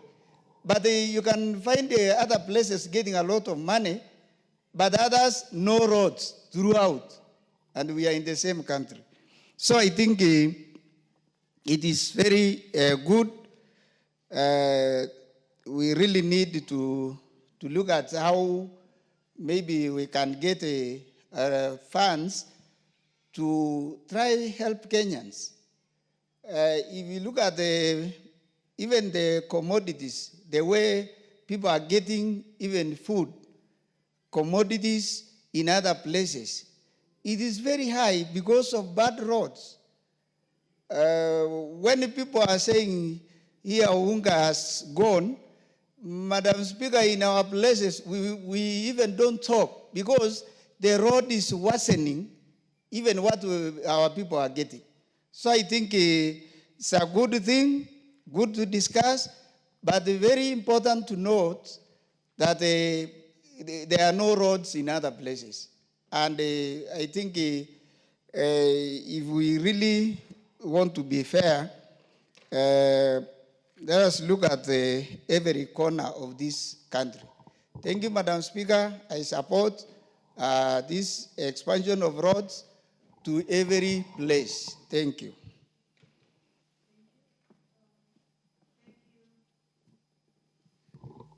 Thank you, Member for Samburu East. The Honorable Wilberforce Oundo, Member for Funyula. Thank you, Honorable And Speaker. Honorable Professor, you have only 4 minutes. The time for this motion is coming to an Okay, thank end. you, Honorable Speaker. Let me also join my colleagues in supporting the motion by Honorable Faith Gitau on expansion of major roads in the country to dual carriageways.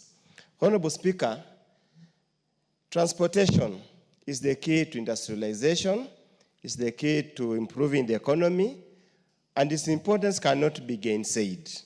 Honorable Speaker, many of our so-called trunk roads, the international roads connect various regions and towns in this country, cannot really be constituted or be considered to be true roads in the true sense in what we see in the other countries.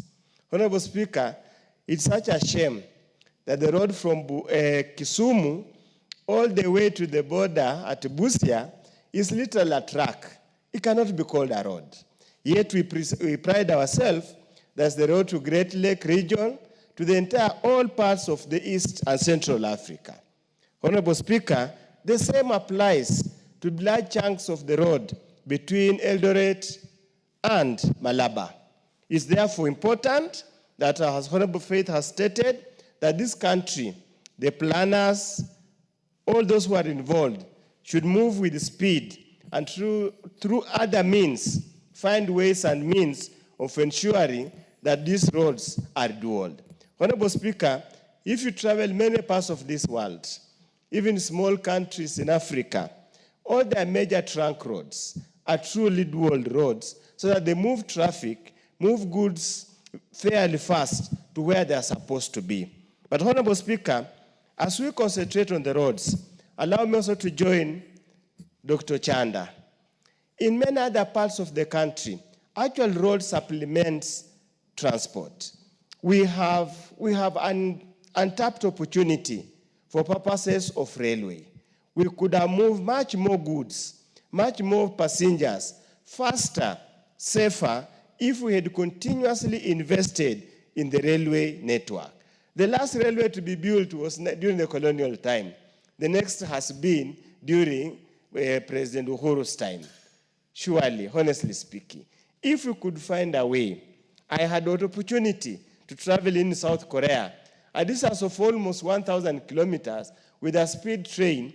You cover much less period of time, and you move much more many people compared to road transport. But unfortunately, for Madam Faith, this is just a mere motion. Implementing or putting into practice motions in this country, if we have such a bad history, we might just end up being a chat show here without much impact or effort. With those few remarks so that I save time, I support. Thank you very much, honorable members. The balance of time, 48 minutes, has expired. So this motion, I'm sorry, it comes to an end. I know a few of you had wanted to speak, like the Honorable Dr. Mutunga, the Honorable Dick Maungu, and those two. Sorry, you cannot. I would like now to call upon the mover to reply. Is the mover in the house? I understand that the mover is in another meeting, the Commissioner Faith Kitau. So that will be scheduled at another time by the House Business Committee. Next order. Order number 16, motion, implementation of the universal health coverage and of a policy on mandatory use of public health care facilities by public officers. Motion by the Honorable Sabina Chege, nominated member. I would like this to be scheduled at another time. Next order. Order number 17, motion, formulation of a regulatory framework on artificial intelligence in the country. This motion is by the Honorable Marianne Kitani, MP. Yes, you try to trace the Honorable Marianne because I've just seen her around. Honorable members, I would like to welcome students seated in the Speakers Gallery this morning. Students from El Kejuado High School, Kajiado constituency in Kajiado County. You are welcome to the National Assembly to continue observing proceedings of the House. Honorable members, let's welcome them in our usual way. Thank you. Honorable members, in the absence of the Honorable Marianne Kitani, I order that this motion be scheduled at another time by the House Business Committee. Next order. Order number 18, motion, formulation of land use policy on zoning of land for agriculture and belt development. Honorable members, this motion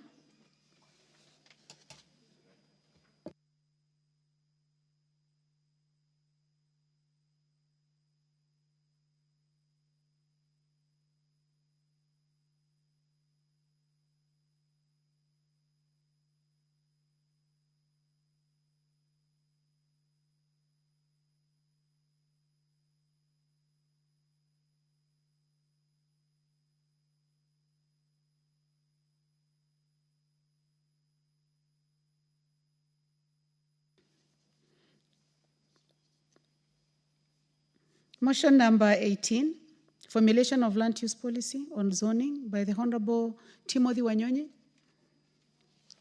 MP Westlands. That one is also deferred.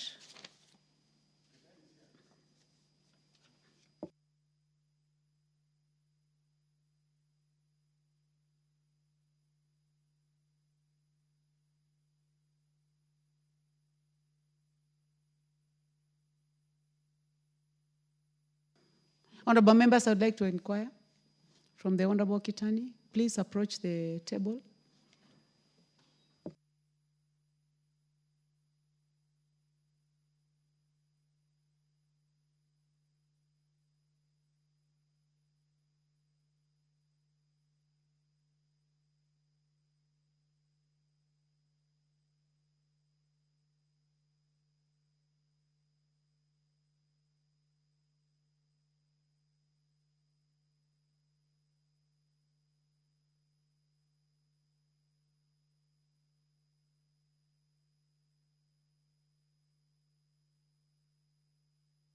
Request the Honorable Sabina Chege, please approach the table.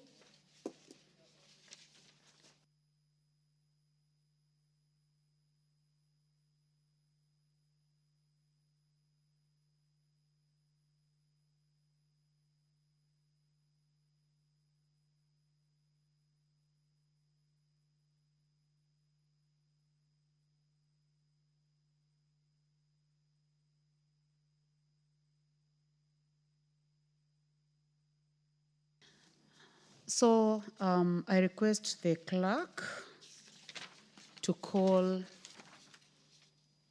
order number 17. Order number 17, motion, formulation of a regulatory framework on artificial intelligence in the country. The Honorable Marianne Kitani, please proceed. Thank you, Honorable Speaker. Motion on artificial intelligence, on regulatory framework on artificial intelligence in the country. That aware that the world is rapidly embracing artificial intelligence, or AI, which is the use of a digital computer or computer-controlled robots to perform tasks commonly associated with the intelligent beings, and acknowledging that the 2022 Government Artificial Intelligence Readiness Index report ranked Kenya the 5th in Africa and 90th globally in readiness to adopt artificial intelligence, further acknowledging that the Oxford Insight Survey 2022 pegged Kenya's readiness to adopt AI at 40.3%, and appreciating that AI, or artificial intelligence, has brought forth positive benefits that have increased efficiency in different sectors such as healthcare, manufacturing, and robotics, and concerned that the exponential rate at which the artificial intelligence is being embraced in the society without proper regulatory mechanisms has caused various negative consequences, such as rising cases of disinformation and fake news, and noting that there is need to protect Kenyans from potential AI-instigated harms, such as privacy breaches, AI-powered fake technology algorithms, algorithmic discrimination, autonomous weapons, job displacement and economic inequality, social manipulation and misinformation, financial market manipulation, and privacy invasion. Now, therefore, this House urges the government, through the Ministry of Information, Communication and Digital Economy, to 1, formulate a regulatory framework and ethical guidelines for implementation of artificial intelligence, or AI, in the country to control its potential use, and 2, develop and execute public awareness programs on artificial intelligence to raise understanding of artificial intelligence, fostering transparency and promoting responsible use of AI for the benefit of all. Thank you, Honorable Speaker. She should have.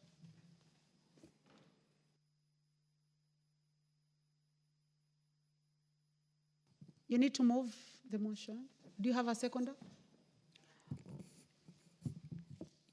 Okay. I'll ask Honorable Maungo to second. I move the motion that formulation of a regulatory framework on artificial intelligence in the country, and ask Honorable Maungo to second. Thank you.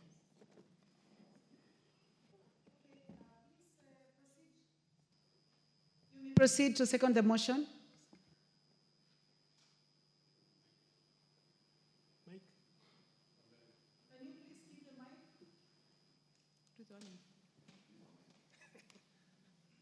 I've been given double mics.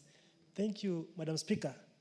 Allow me first and foremost acknowledge that Honorable Marianne has just proposed a very important and significant motion that comes at a time where the country is at a point in time, Madam Speaker, where artificial intelligence is a thing of the day.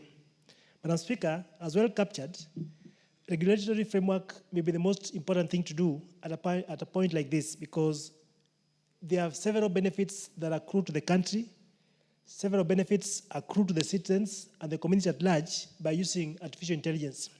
Madam Speaker, we have been able to see what artificial intelligence can do, and we live in a society that is a global village, Madam Speaker. And if we don't have regulatory framework within which artificial intelligence will be used, Madam Speaker, members of the public and the country at large is likely to suffer some consequences, Madam Speaker. And therefore, having a framework within which people, the public, can use AI will be the way to go. I therefore second. Thank you.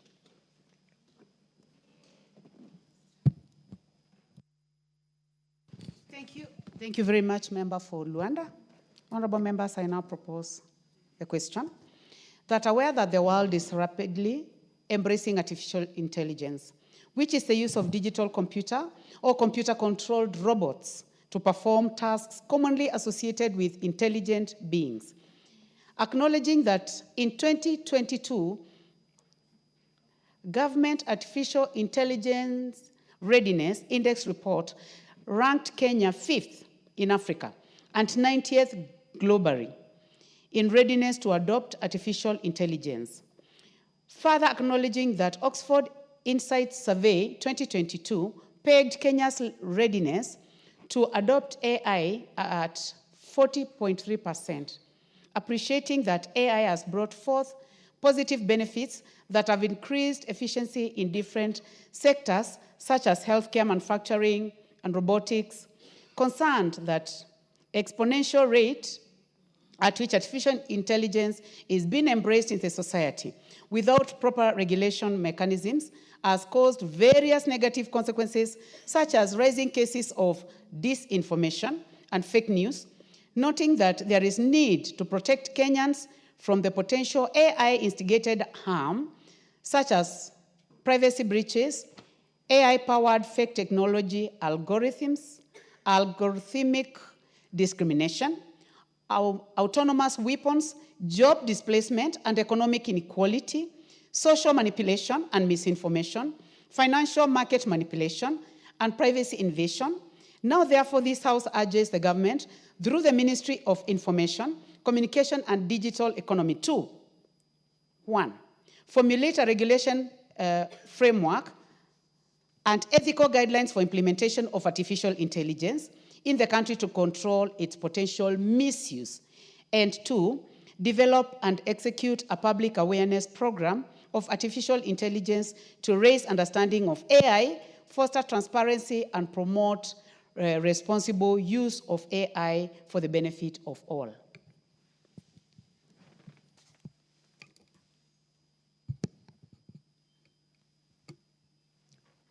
Honorable Gideon Ochanda.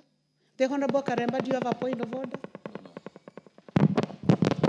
Anything out of order, Honorable Karemba? Not a point of order. You wanted to contribute? Yes. In that case, let me give the first opportunity to the Honorable Gideon Ochanda. Are you interested in this one, or it was the earlier one? Okay, you may proceed. Thanks, Madam Speaker. Madam Speaker, the world is moving very, very, very fast. And in the study of what we call political science, the animals that move so slowly is the governments. Governments are very slow. They can't move at the speed at which the world is going. And the world is going that route because of it's being driven by individuals and minds that are towards making things easy or easier to be done, easier to be delivered, easier to be understood, and effortlessly making things work. Madam Speaker, if one were to look at this country in the last 20 years only, you looked at how we have moved from the issue of even the telephone alone, when we had these fixed cubes of telephone. In the last 20 years, if you had to do an international call, you had to book, you come to Ex-Telecom here in Nairobi, for you to be booked for a number of weeks before you are connected to US. And these things are not long ago. They are very recent. And we've seen them come and pass. And now, one of the greatest problems that states are to have is the issue of insecurity related to where technology is taking us to. The police, the intelligence, the governments, wherever they are at risk because individuals are ahead of them. Citizens are ahead of them. And that's why there's this outcry, because you are trying to adjust, you are trying to adapt with a speed that you are not able to cope. That's why one day you hear about a person running a completely different parallel press. The government is not aware, the main press is not aware, and the following day it brings issues. So we are slow. Governments are slow. Governments, when it comes to what we call the inertia, they take too long to turn. And by the time they turn, they'll find when individuals are far, far much ahead of them. And that's where we are with technology. So, Madam Speaker, what I'm trying to say is that if our governments are not able, in fact, some of this needs to be clear-cut departments with smart people. Some of these guys that we are chasing outside there needs to be in government. These guys who are running away with the computers and are able to do certain things that are beyond us, that are surprising us, needs to be collected. They need to be somewhere where they need to be working for this government. Otherwise, when we leave them outside there, unregulated, because you can't say something is illegal if it is not in law. Yeah? If it is not in law, it is not illegal. So even if when one commits it, whether it is bad or wrong, there's nowhere you will take them to. And that's exactly where we are in this nation as at now. That we have individuals ahead of this government in terms of IQ, in terms of where they are in terms of technology, they are ahead. And the best that the government is supposed to do is to collect this guy somewhere. And I think that's what many governments are doing. Collect all these smart brains, have them somewhere, because you know if you leave them, they're going to be ahead of you, and it's going to be a disaster. Number two, Madam Speaker, we are talking about unemployment. The issue of AI is the issue that is to deal with labor problems. Labor. So what is going to happen? I want to give a small example that I've been to a school, a big high school, where there are 8 streams of classes. And this school, compared to other schools, including mine, a school in my constituency that's employing 98 teachers, this school is only employing 18 teachers. And they are working in a manner that one teacher in a small corner of a computer room is able to handle 8 streams or 8 classes at a go. So look at that. If we went that route, what happens to these many teachers that we are training? That's where the contradiction comes in. What happens to these thousands of people that we are training? This government has done very well, particularly in terms of recruitment of teachers. We are above 70,000 people teachers that have been recruited. Those that have not been recruited are still in their thousands. Those that are in colleges are in their thousands. Universities alone are churning not less than 100,000 people or students each year. Funny, Madam Speaker, when I finished the university, my first degree, we were only 2,019 people in the whole country. And this is not long ago. Now we are churning out over 100,000 in 1 year. Where are they going to? So while we look at that in terms of the amount of labor that we are likely to churn out for work, compare that with where we are moving towards the issue of AI, and many are not still looking at this, we are likely to be in crazy situations. That's where there's this thing that Ketan talked about, the issue of awareness. What is it that we need to put forward as governments, as people? Are we able to prepare our people that, no, let them look out? They are likely going to be out of jobs. There will be no jobs for them. Why? Because of AI. AI, why? Because we can't avoid it, is where the world is going to. So we'll be remaining with the bulk of our guys, the bulk of our labor, stranded here. And when they're stranded, that's again another problem. So the balancing. Our people resisted tea picking machines. I don't know how many are able to remember that. All of a sudden, those machines are picked up. And they are working. So what has happened to the people who are doing it, who are picking tea? They are no longer complaining, but it is beneficial to those that invest in the sector.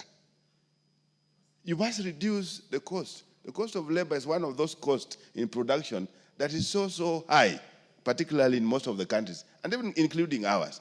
The people who also go to work don't go with the attitude that they are working for purposes of making sure that everybody benefits. They go to work in the name of getting money. They don't care what they are doing. It's just a matter of the end month is there, they earn, and they go. So by the end of the day, if a potential employer or any other employer anywhere else realizes that they have alternatives to that labor, they'll definitely pick it. So as a country, as a people, we must be very, very careful moving forward. AI is a must. And if we don't do it, if we don't regulate it, it's going to run ahead of us. It's going to run ahead of the government. People are going to do it. And already they are experimenting.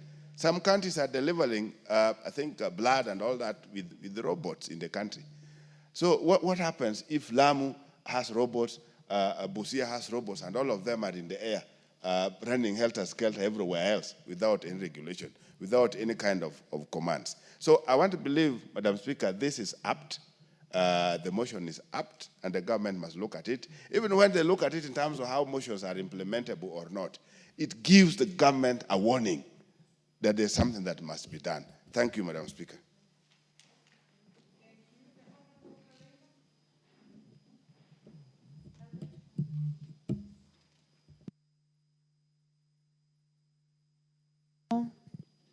Muchangi.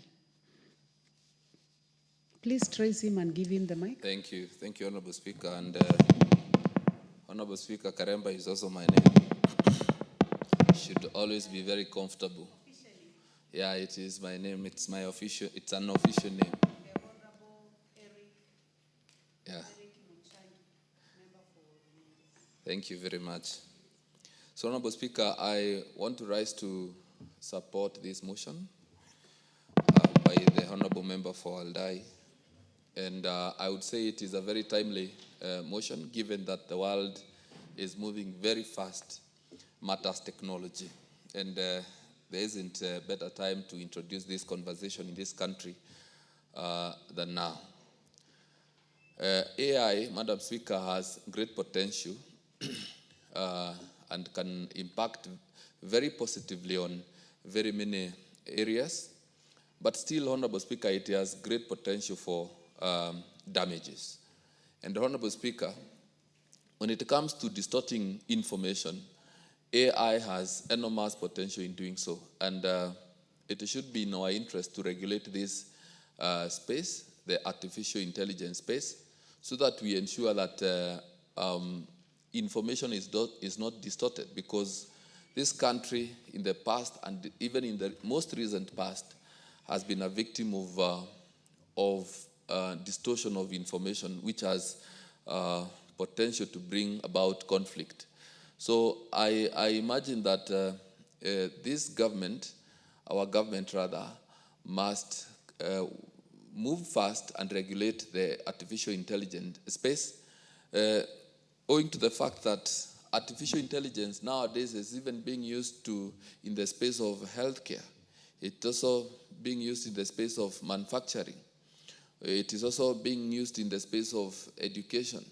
So how can we, in a world that is moving very fast, be reluctant in regulating this space? So before all Kenyans embrace artificial intelligence, because I believe many Kenyans have already embraced artificial intelligence. So before all countries embrace it, we need to be among the very first countries in Africa to regulate this space, so that we can provide a platform and a space that is regulated for the generations to come. So, Honorable Speaker, I support this motion. Thank you. The Honorable Stephen Mugaka, Member for West Mogirango.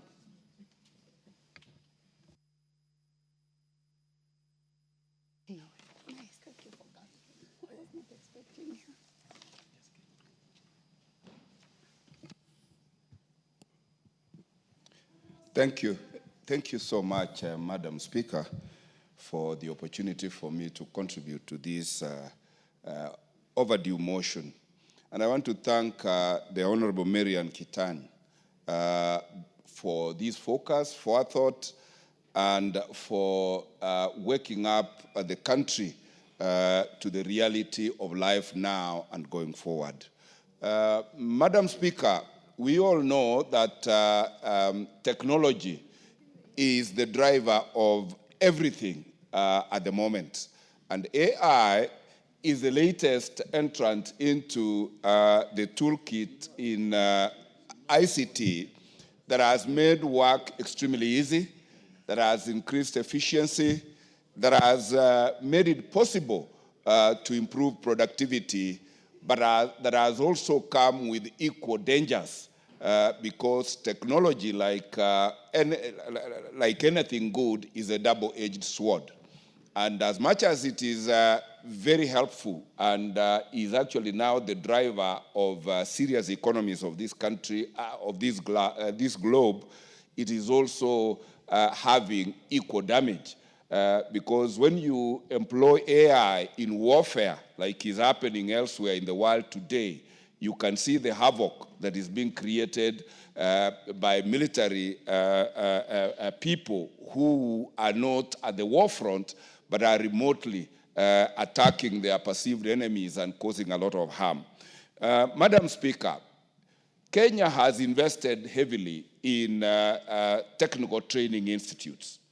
And we have supplied them with very basic ICT support material.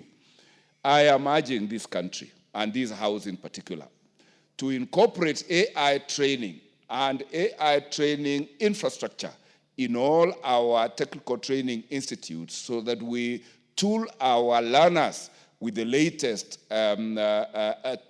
toolkit in the technological world.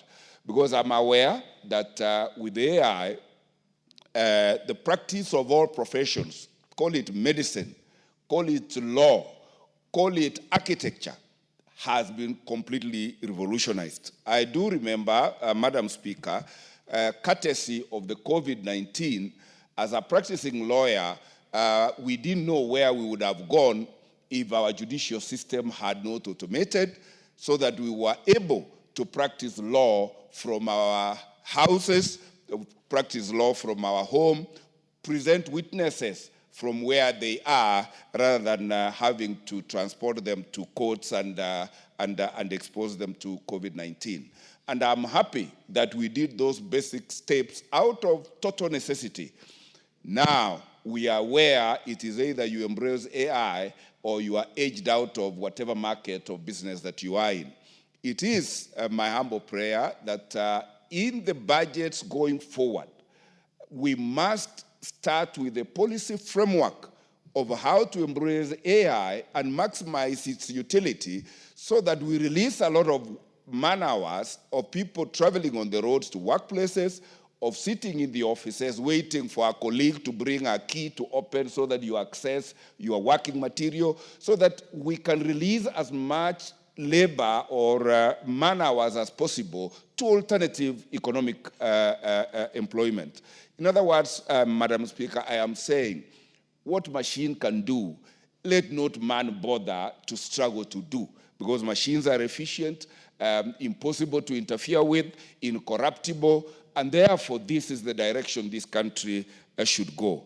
Looking at the budget we have in the education sector, for instance, Madam Speaker, where we are told that even with that budget, other children in this country are still learning under trees. We need so much infrastructure, investment in physical infrastructure, that is mortar, and I think going forward, and this is the direction, we do not need to have our children in boarding schools. We do not have to have our children in schools. Children can learn from home so that we can improve parenting and be able to reduce the rate of inclination into criminal conduct of our young persons because of lack of parental care and guidance wherever they are.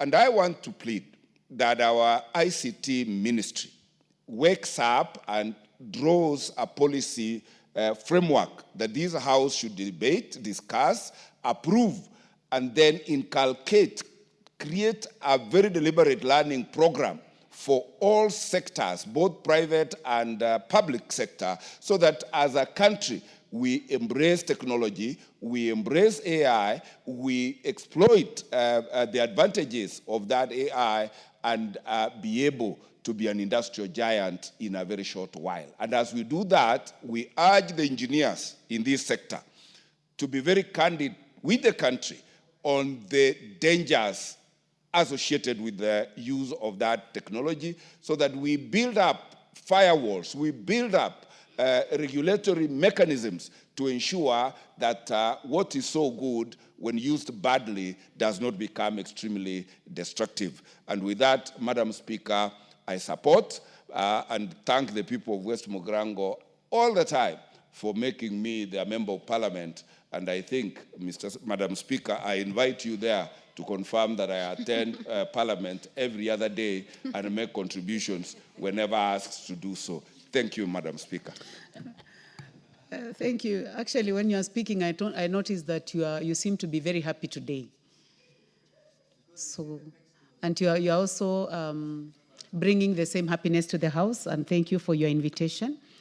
The Honorable Geoffrey Mulanya, member for Nambale. Thank you, Madam Speaker, for giving the opportunity to speak on this motion. Madam Speaker, as has been said by my colleagues, it is very important that we get a proper regulatory framework to control the use of artificial intelligence in this country. We note that the society is moving very fast. And Madam Speaker, you note that every time we have new children born in society, their minds are racing ahead of even the parents. And this is because of the information technology that's being availed. When you buy a new phone, there are new technology that is being advanced daily. But now the government is not moving at the same pace in this particular space. You note that, Madam Speaker, currently as you speak, the AI is the one being used by most doctors right now in prescribing medicine, which is dangerous. AI is being used in education for teachers who are preparing learning lessons to teach in schools. AI is being even used in the legal fraternity.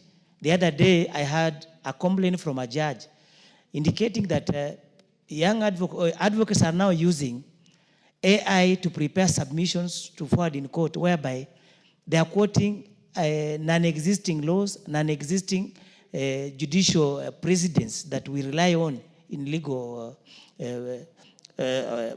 in our courts, so that this can easily mislead a court to arrive at a wrong decision. Because in a legal, in our legal circles, we normally rely heavily on the previous decided case so that we have a sequence. We don't want to have contradictions.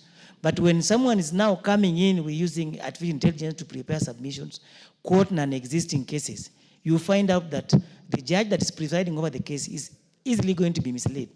We also have the AI being used by architects drawing houses, which is now becoming very dangerous. Madam Speaker, you note, as it has been said, the lack of regulatory framework is one that has led into all these things happening in our society.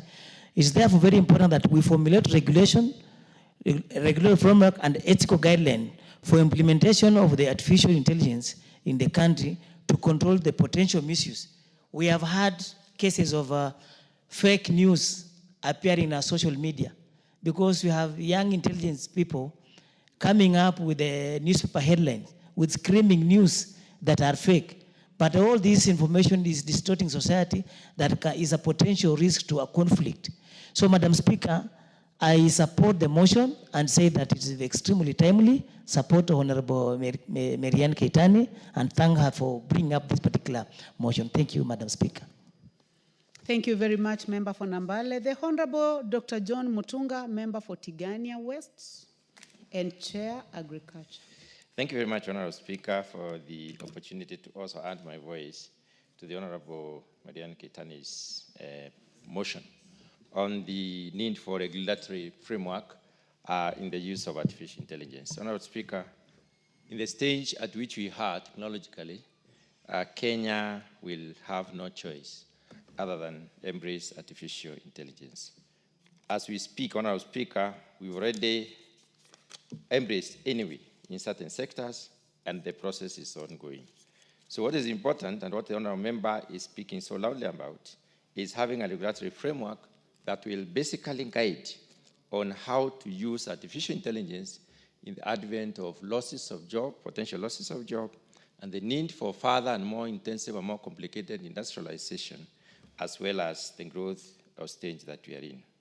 Honorable Speaker, we witness in movies and sometimes in the newscasts most of the time, we see how artificial intelligence has played a role in especially collecting intelligence from various places, and also for even mapping, geo-mapping of an area, where we use drones, even determining where to spray in agricultural, pest and disease control. Artificial intelligence has become very, very, very important. In modern warfare, drones have been used quite a lot.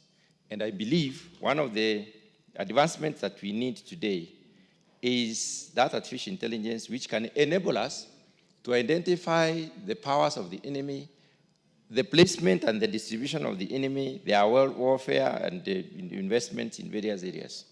We have also seen that in the service sector, artificial intelligence has become very, very important. And therefore, it is key that we embrace artificial intelligence as a country. Honourable Speaker, last 2 months, I think it was in April, I happened to participate in a convention on coffee marketing in Houston, in America. And we were amazed by the level at which certain countries have reached in terms of service of the coffee itself, where a robot takes an order from a human being, prepares the coffee, serves the coffee in specific amounts, and basically ensures that payment is done, and makes sure that the combinations are correct. So there is need for us to focus on how do we then embrace artificial intelligence, even as the knowledge permeates across the board. So it's a must that the country must embrace, but embraces in a systematic manner and in a manner that we are able to contain the user. Our Speaker, regulation is important. We need to discern which areas should we actually allow or control, what measures of control should we take when it comes to use of artificial intelligence. It is important for us to also focus on the areas that probably are dangerous to human beings so that we may promote artificial intelligence, especially when it comes to manufacturing. We know for sure that most of the manufacturing sector has embraced artificial intelligence, especially in other countries. And in this country also, we have investments in this particular area. So as we look at how do we invest in this area, what levels of control should we exercise, and how do we manage this? We need a policy. And this policy direction will help us as a country to manage this particular process. Kenya is noted as one of the countries in Africa that has advanced in this. In terms of ICT, Honourable Speaker, we are an advanced country. We are doing a lot.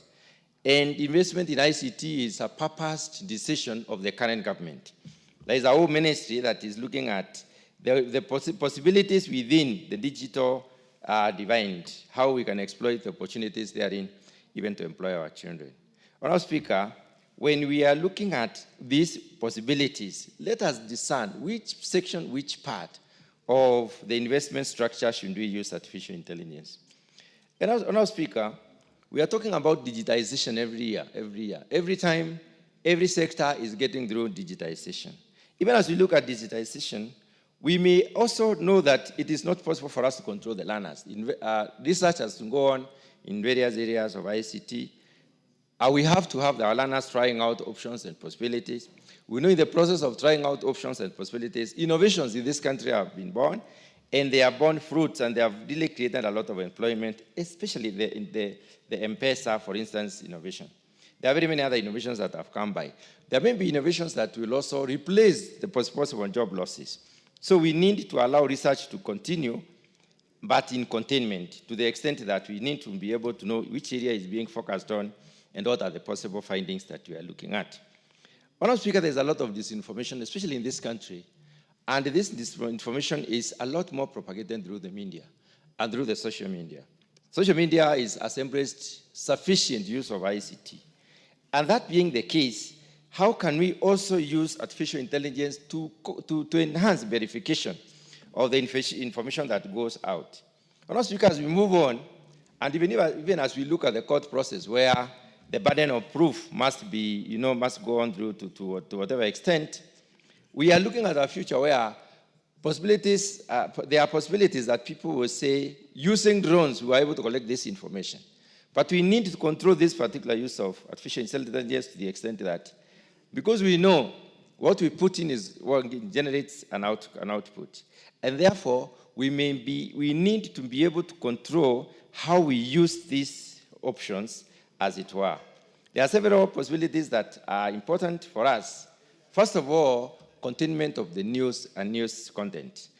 It is very important for us to know what kind of artificial intelligence was used to collect what news and whether there are possibilities before release of such news.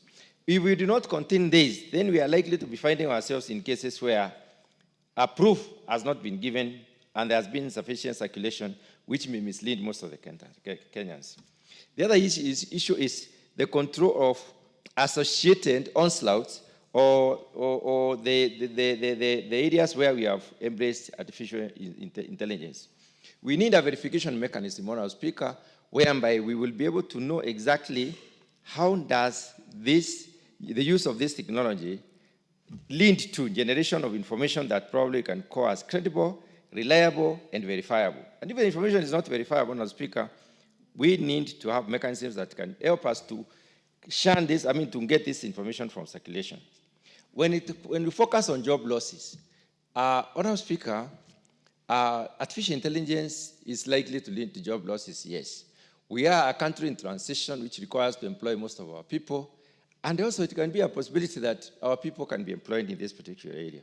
So even as we look at advancement and the use of this particular technology, then we may be looking at how can we use it in tandem with promotion of productivity within the productive sector so that we are also creating more jobs, such that we win off those tasks that are difficult, tasks that are risky, tasks that require a lot more of machinery use, and then we place human beings to those tasks that require a lot of intensive scrutiny. Honourable Speaker, public awareness is very important. In our country, the awareness levels are high, but unfortunately, most of the information that circulates around is not necessarily very credible, not verifiable, and not reliable. How can we use this artificial intelligence to ensure that we develop sufficient understanding to our people on how to even cross-check information that they are being given? Honourable Speaker, it is important for us to foster transparency and the responsible use of AI. It is possible for us to do that through a very elaborate policy framework. And that is why I believe this particular bill, this particular motion, has come at the right time. We need to distinguish which sectors can embrace artificial intelligence.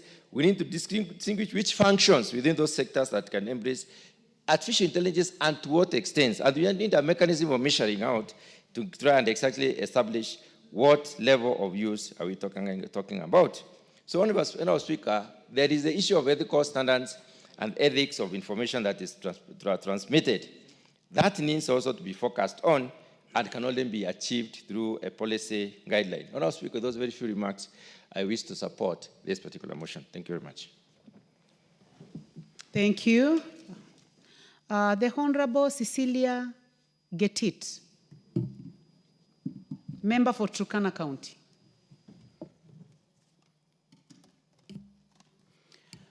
Thank you, Madam Speaker, for giving me this opportunity to contribute to this good motion by my colleague, Honorable Keitany.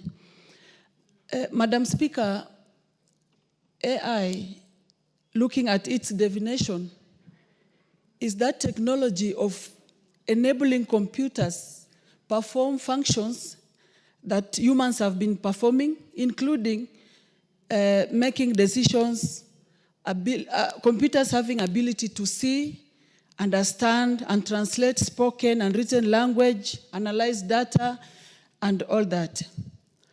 Therefore, Madam Speaker, there are ethical concerns that come along with this. If we don't regulate that space, how safe are we in terms of our privacy, in terms of safety of our data, the security, and the potential impact on human autonomy, necessitating responsible governance and regulation, Madam Speaker? The AI has both advantages and disadvantages, Madam Speaker. And of course, in terms of regulating, we need to focus on the disadvantages so that this space is regulated to give us more benefits than disadvantages, Madam Speaker. In Kenya now, our young people are looking for jobs.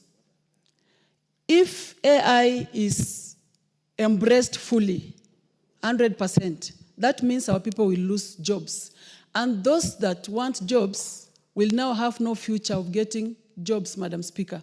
So there's need to have a regulation where there is some percentage of AI being embraced, not 100%, to make our people lose jobs, Madam Speaker. Then there's the security risk, Madam Speaker, the cyber attacks. The AI depends on data mostly, the research data. If we don't regulate the space, our data can be at risk. So I think as a country, before embracing this, we really need to have very serious regulations, Madam Speaker, that will address ethical concerns like biases and discrimination, security risks, and then high development and implementation costs, Madam Speaker. This needs very massive and serious investment in terms of infrastructure, research, and all that. So it's not something we can just rush into without really having very serious regulations, Madam Speaker. And then there is the risk of a reliance of the humans now on these computer things, Madam Speaker. I think AI will need to be regulated. If our students will be asked any question in school and then they just access the AI information and data, then it will kill the ability of our students reasoning and really expounding on things, testing their intelligence. They will now be depending on this AI thing. So the AI information needs to be regulated so that there is some amount of information that you can get in these cyber systems and not everything, Madam Speaker. Because if we just let everything run in the AI perspective, I think as a country, we will have the advantages, but the disadvantages will be enormous, Madam Speaker. So I want to thank Honorable colleague who brought this motion. There's need to regulate this before embracing it. There's need to really dig deeper into its advantages, disadvantages, and then now regulate the disadvantages so that the impact will be positive and not negative, Madam Speaker. Thank you. I submit.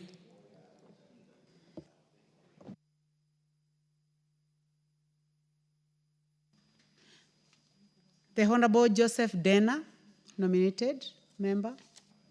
Please trace the Honorable Dena from my right. Thank you, Madam Speaker. I stand to support my colleague. I call her Maria Antoinette. First, it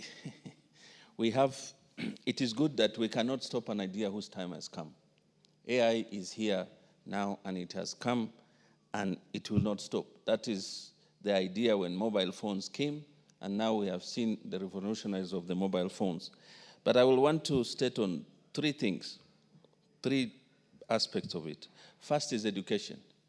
The other day, I think Friday, we were with the Minister of Information in Mazeras for the innovation. And we could be able to see they're already using AI. By 7 o'clock, by 8 o'clock, somebody had made 10,000. So it is about wealth creation.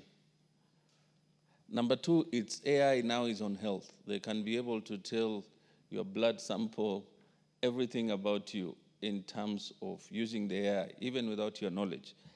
That I tend to support the regulation into this. The advantages are there, the time has come, but yet at the same time, we have to put the regulation to guide us.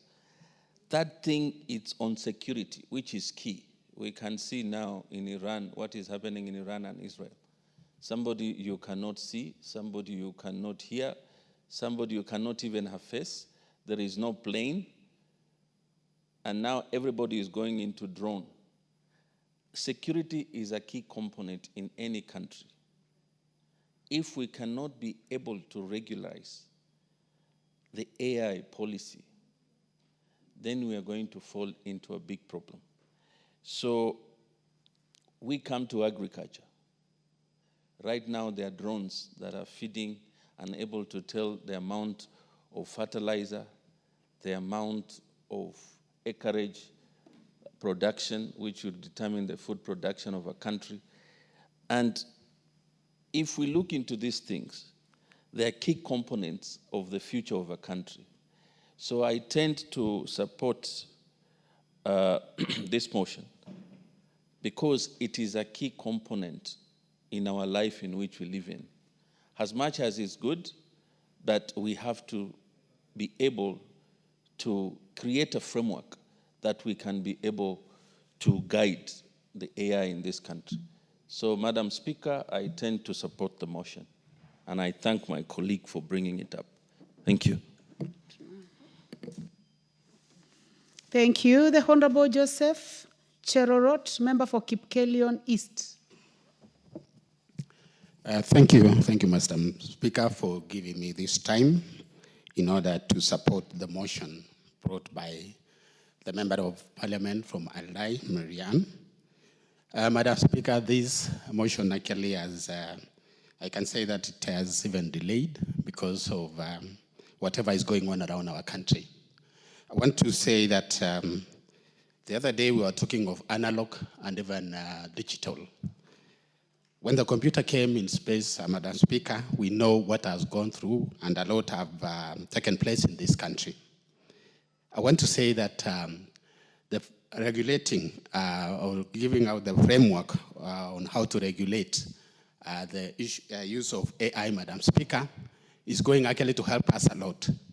I know this is an area which has been embraced by our Kenyan youth and mostly all Kenyans. In our homes, Madam Speaker, even in our bedrooms, we have mobile phones. And in most cases, you find out that even some of our youth, or most of them, are aware of what is going on around the world. So having regulating it, Madam Speaker, will help us actually to guide, even though I know the world actually has become a global village, Madam Speaker. And what is going on, we've seen about content creation and a lot of things, which means that AI has taken a transformative shift in this country. Madam Speaker, if we want actually even our ministries to proceed and even to progress, AI actually is the only way that can be embraced. If you see, Madam Speaker, like in health, Madam Speaker, the other day we had to change. We had to shift to SHA from NHIF because NHIF was using actually the analog way. And in the SHA, Madam Speaker, it is digitalized, which means in our ministry, like Ministry of Health, even KRA, using AI can help us even to develop economically, Madam Speaker. Madam Speaker, I want to say that if we want to also to prosper in our businesses, AI is the only way. Madam Speaker, you find yourself, you are seated in the house, and you do some orders, and within a short time, you do deliveries are dropped in your house just because of AI. So I want to mention that as a person, I'm supporting what actually the Member of Parliament, Honorable Marianne, has brought about this regulation of AI. If we want also to, like what we have mentioned, Madam Speaker, especially in terms of agriculture, there are a lot of things that you cannot use just the common sense that you have, but you have to apply also AI. And also in the cyber security, Madam Speaker, it also helps a lot.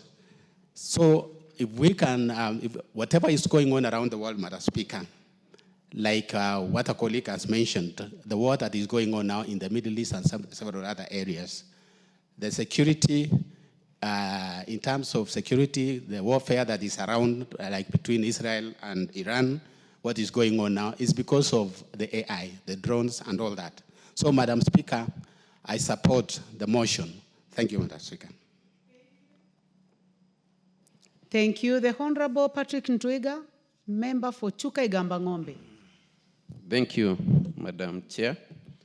Madam Chair, from the onset, I stand to support this Ebola business. And I would wish to say the following one. Madam Speaker, when we discuss AI, we are not discussing Kenya as excluded from the rest of the world. So if we continue saying as a country that we want to avoid AI to protect the jobs of our children, we need to know that it's not us who will use AI. AI will be used by the same children. And the rest of the world won't prevent the rest of the world from evolving in AI because Kenya is not prepared. So our lack of preparedness does not tell what the world will do. So, Madam Chair, we really need a regulation because we have a young generation. I like what one of our colleagues from the Ugandan parliament said, that being born in Kenya, it's like being in Form 6 in Uganda. We have a generation that is so quick to learn. Yesterday, I looked at and I wish first to say sorry for what happened yesterday about that man who was shot. And within, we not even know tell you who, because within that minute, they had created so many faces. They will say, is this one who has been shot? There's this one who has been shot. He is from here. So we had like 10 or 20 people, images that had already been created online on who had been shot, which can really bring chaos and confusion. About the policeman who did what, we had almost a face immediately, after 2 minutes, another one. So we really need a regulation because you can't control that. We can't say now that will prevent young people from using AI or artificial intelligence because it's the next frontier of development in the world. So we can't close ourselves inside the country and be afraid of what is coming because AI is here with us. And the most important thing as a country is to be prepared. And the best preparedness for this house, as a house that makes laws, is to have a law that will guide artificial intelligence and its use in the country. Thank you, Madam Speaker. I support. Thank you very much. The Honorable Kainan, member for Thank you, Madam Speaker. Elders. I don't know why I left my card. Yeah, it's unusual. I hardly forget. And you know that because of the length of time you have been in this house, we have to indulge you. So Please proceed. It's a very, very rare thing. Thank you, Madam Speaker. Madam Speaker, this motion is timely. I want to thank the Honorable Mariani Keitani. You know, she's a distinguished member of this house. People know her as a first-timer. I don't know whether you'll... Yes, I'm saying people know her Bent over because of your height, I think. Yes, people know her as a first-timer, but she's an all-round, efficient, highly mobilized, former chief of staff. And I'm sure the people of Aldai will not regret in having her as a member of parliament. But that does not mean I have in any way trying to influence how the people of Aldai are likely to think of her and behave. Having said this motion is timely, and it's one of the things that we must think out of the box as a country. Madam Speaker, Kenya is a very responsible member of the global village. Let me call the global village. And equally, Kenya is a very resourceful, committed member of the African continent.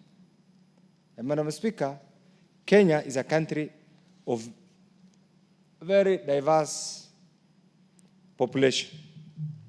One of the things that we must pride in, recently we were voted as the best in human resource capital by the UN. Madam Speaker, that tag is so important, not only to our diaspora community, but it takes our education system to another level. Madam Speaker, this is why, notwithstanding the different provisions in the current progressive constitution, we must also think out of the box. How do we think out of the box? The right to privacy, the right to associate with whoever you want, the right of your neighbor, the right to you as an individual is all enshrined in the Constitution.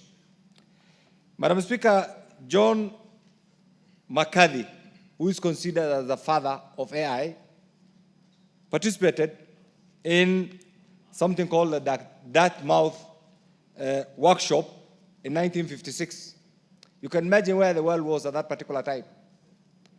And what he thought of in that particular conference is what is now making everybody sleepless. Madam Speaker, as a country,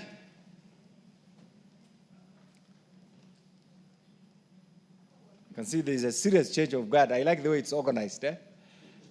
one, it's really organized. I'm sure that is one thing that other institutions should also emulate. Well structured.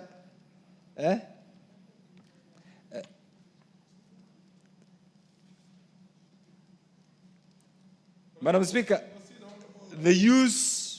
those who invented the use of computers were not competing with Almighty.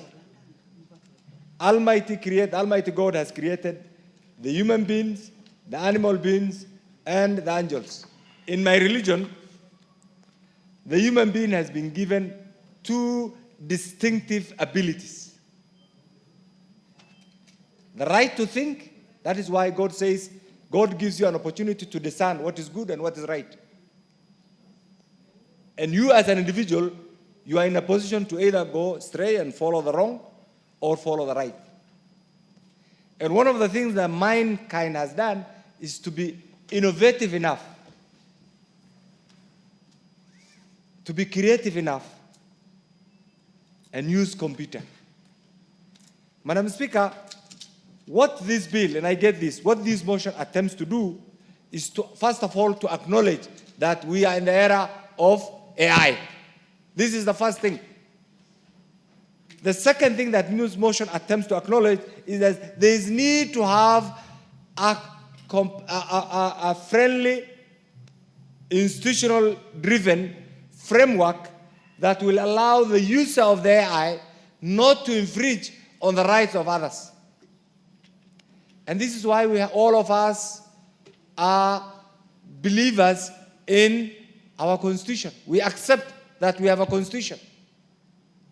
And that is our supreme law in the Republic of Kenya. Within that Constitution, people are allowed the right to belong to the religion of your choice, the right to associate with whoever you want, as long as you don't infringe the rights of the other person. So what this motion is trying to do is, first of all, to create public awareness. Are Kenyans aware of the AI presence in their midst? Are Kenyans aware of the use, both the advantages and the disadvantages of AI? Mr. Speaker, in the current modern day Kenya, Mr. Speaker, the use of AI has greatly, the unregulated use, let me say this, of AI has greatly caused public disturbances, Mr. Speaker, serious security challenges, and Mr. Speaker, to some extent,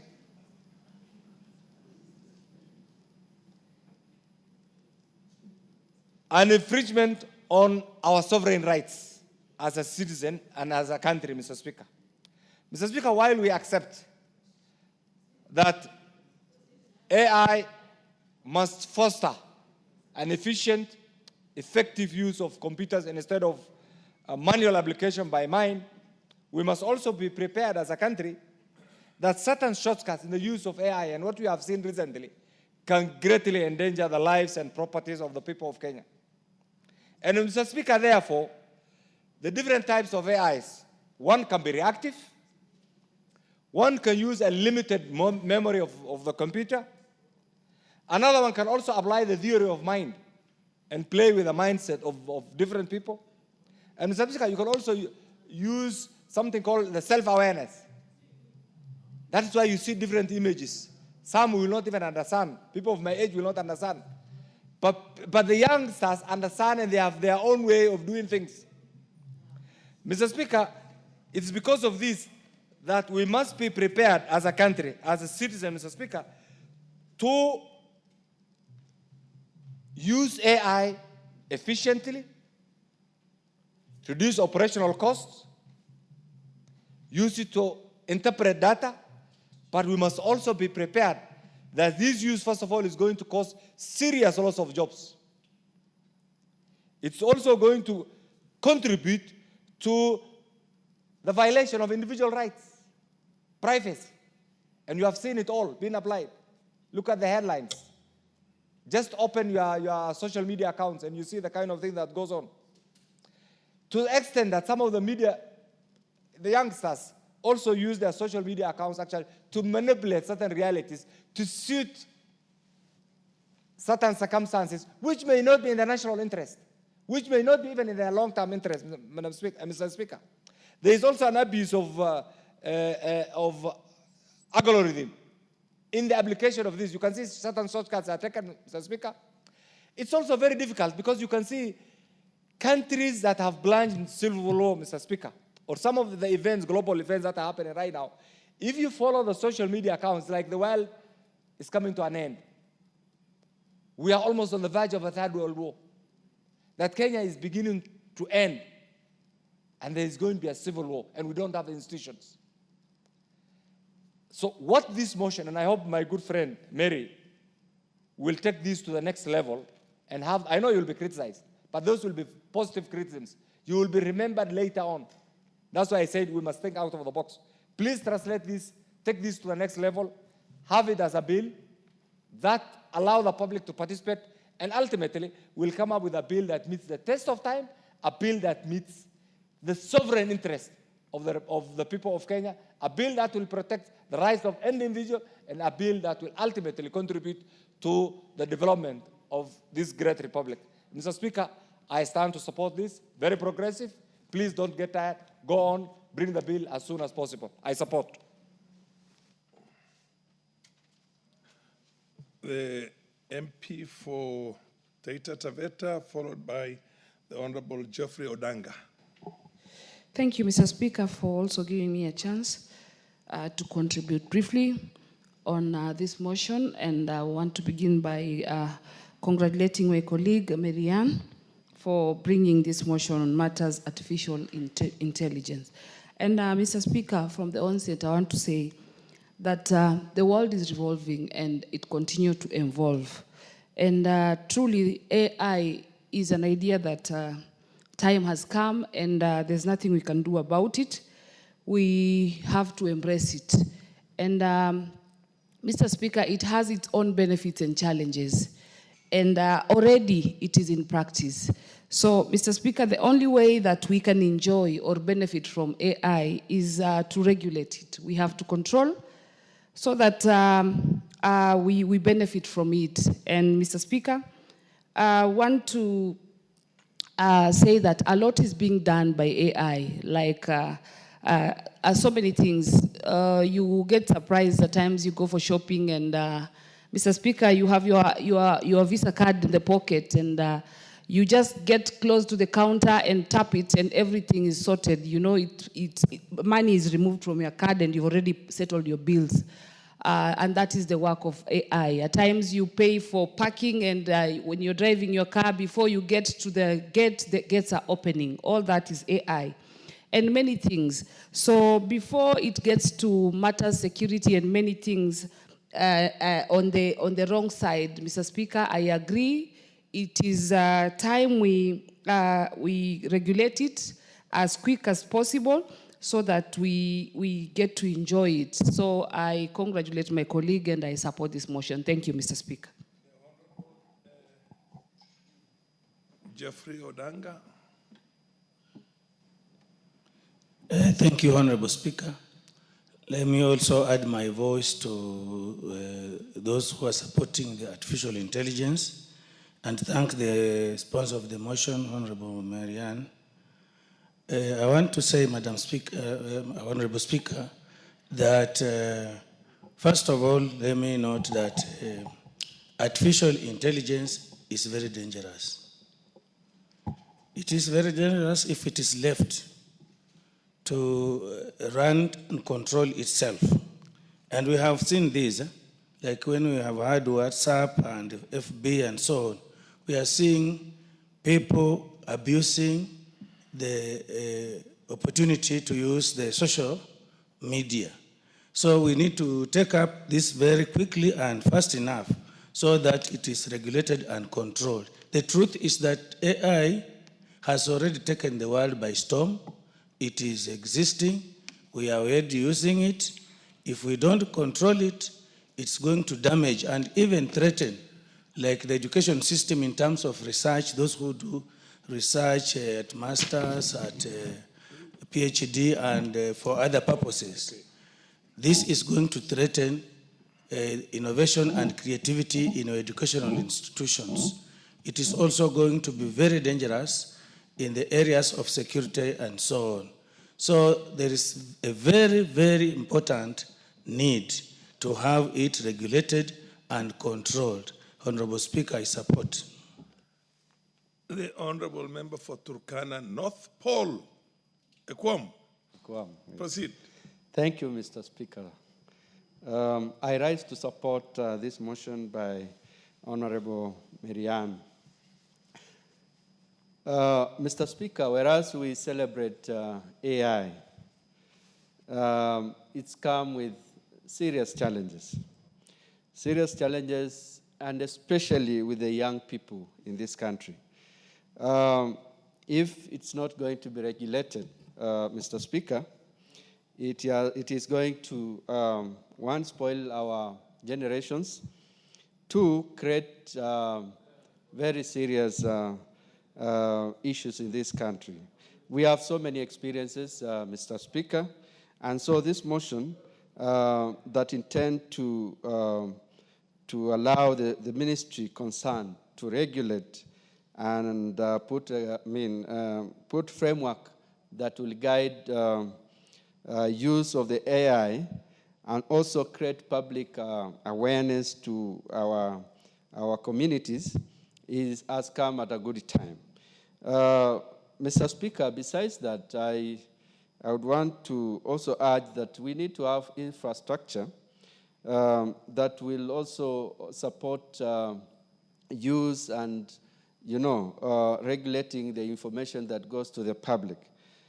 We also need to benchmark with many other countries, especially in the West, that have had this AI for a long time, so that, as we celebrate the benefits of AI, we also have it used well.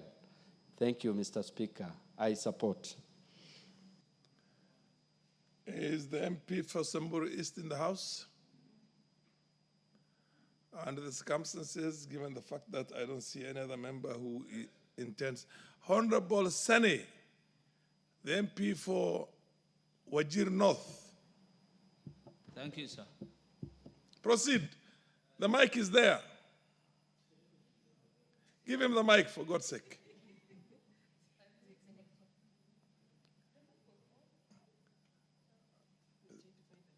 Sene, what did you do to the mic? It was on until you started. You messed. Go to another one. Go to another one. Where else? Where can you get a mic? Oh, yes. Fair enough. No, come right in front there. Yes. There you go. Thank you, Mr. Speaker. Artificial intelligence is a new thing.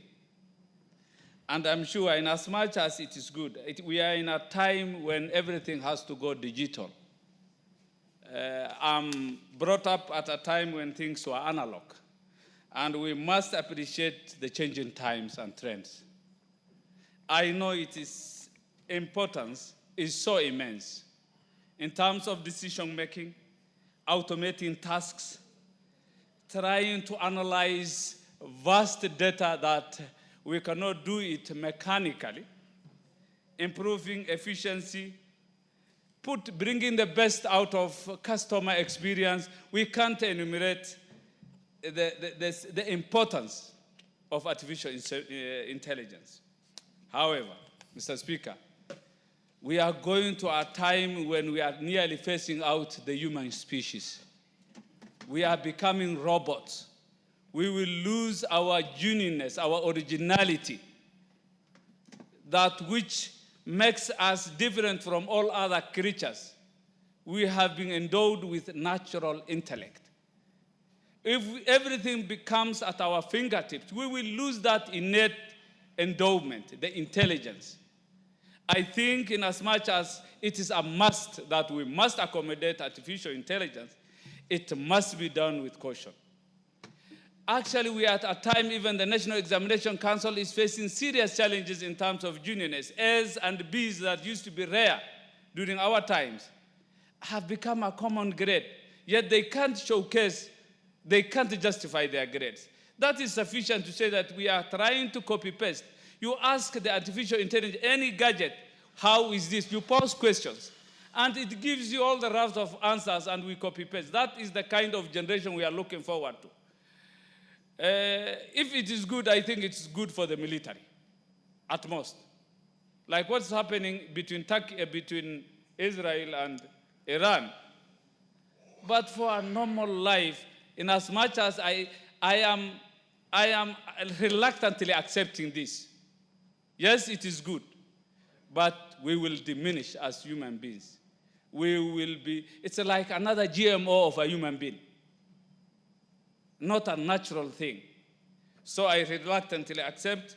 Let us accommodate it, but with a lot of caution. I support. Thank you. There being no more member willing to weigh on this, I'll call upon the mover to reply. Madam Mary Ann Keitany.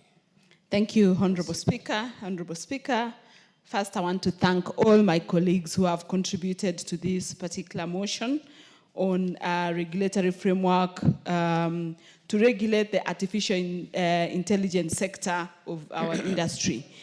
Honorable Speaker, I think as I mentioned when I was moving the motion, Kenya in 2022 was ranked the 5th in Africa and 90th globally in readiness to adopt artificial intelligence. That is in 2022. In 2025, I believe we have moved far notch higher in both in Africa and in the world. And without regulation and without a framework within which we can now work on to ensure that any artificial intelligence use and readiness is adopted in a regulated framework, then it becomes dangerous for us, especially in the age and era where we are dealing with fake news, in the age and era where we are dealing with economic inequalities and displacements and misinformation that has become a norm of the day. In, again, the same 2022, the Oxford Insights survey pegged Kenya's readiness for AI at 40.3%. I think if today the index is done, we could actually far be above 60% in terms of readiness. And therefore, this regulation couldn't come at a better time. It couldn't be thought through at a better time so that Kenyans and the world at large can be able to appreciate and be able to take advantage of artificial intelligence. I remember, Honorable Speaker, when computers first came into the world and when they finally came into being used around 1956 to about 1980, many people used to see many big machines called mainframes. But today, the computer is as tiny as it's a very tiny thing, and we cannot survive today without computers. Artificial intelligence is quickly and very fast taking shape and taking root in a lot of the activities we do. We travel a lot, and I think a quick example of one of the places artificial intelligence is properly used is, for example, at airports. When you are moving from one terminal to the other, you have a train that is driverless, moving you from one terminal to the other. That is artificial intelligence at play. And we are trusting that train to be able to take you to the other terminal without thinking that, oh, there is no driver inside this train.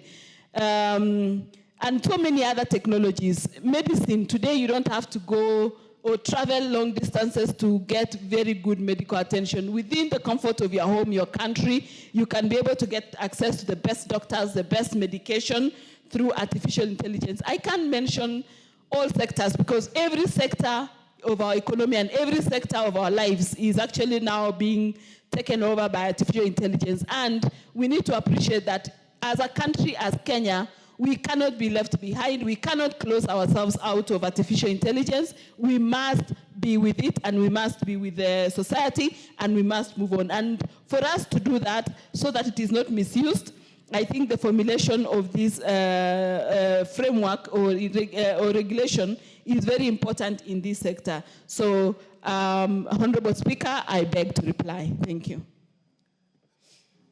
Fair enough. Question will be put at an appropriate time in the future. For now, I'm calling for the next order. Order number 18. Order number 18, motion, formulation of a land use policy on zoning of land for agriculture and built development. The Honorable Tim Wanyonyi is in the House to move this motion? No? Okay, I defer this motion to another date when Honorable Tim Wanyonyi is going to be around to move his motion. Next order. Order number 19, formulation of a reward scheme for accomplishments by sports persons in international competitions. Where is the Honorable Charles Ngusia to move this motion, private member's motion? He's not in the House? Fair enough. I direct that this motion be put on the order paper on an appropriate Wednesday when the Honorable Ngusia can move this private member's motion. Next order. Order number 20, motion, allocation of help funds to support students enrolled at the Kenya Medical Training College. The Honorable Shuria was around this morning. He's not in the House now? I'm sure he assumed that these other motions were going to take the time up to 1 o'clock. Under the circumstances, there being nobody to move, Shuria is not moving and he has not delegated that authority to somebody else to move on his behalf. I direct that this motion be put on the order paper at an appropriate date in the future. Next order. Order number 21, the Parliamentary Powers and Privileges Amendment Bill, Senate Bill number 37 of 2023, second reading. The co-sponsor, Honorable Wamboka. The Honorable Wamboka. Fair enough. Honorable Wamboka is not in the House to move this bill. Under the circumstances, I direct that this be put on the order paper at an appropriate date in the future. Next order. Order number 22, the Breastfeeding Mothers Bill, National Assembly Bill number 8 of 2024, second reading. The Honorable Sabina Chege to move this second reading of this motion, of this bill. Honorable Chege Sabina, MP for Muranga, is it? No, nominated member of parliament. She is not in the House. I direct that this be put on the order, this bill to be put on the order paper at an appropriate date in the future. Next order. Order number 23, the County Government's Amendment Bill, Senate Bill number 25 of 2023, second reading. The Honorable Timothy Toroitich. Honorable Timothy Toroitich is not in the House to move this bill as a co-sponsor of the bill itself. Now, I direct that this bill be put on the order paper at an appropriate date in the future when the honorable member will be in a position to move it, to move the second reading. Honorable members, under the circumstances, there being no any other matter on the order paper,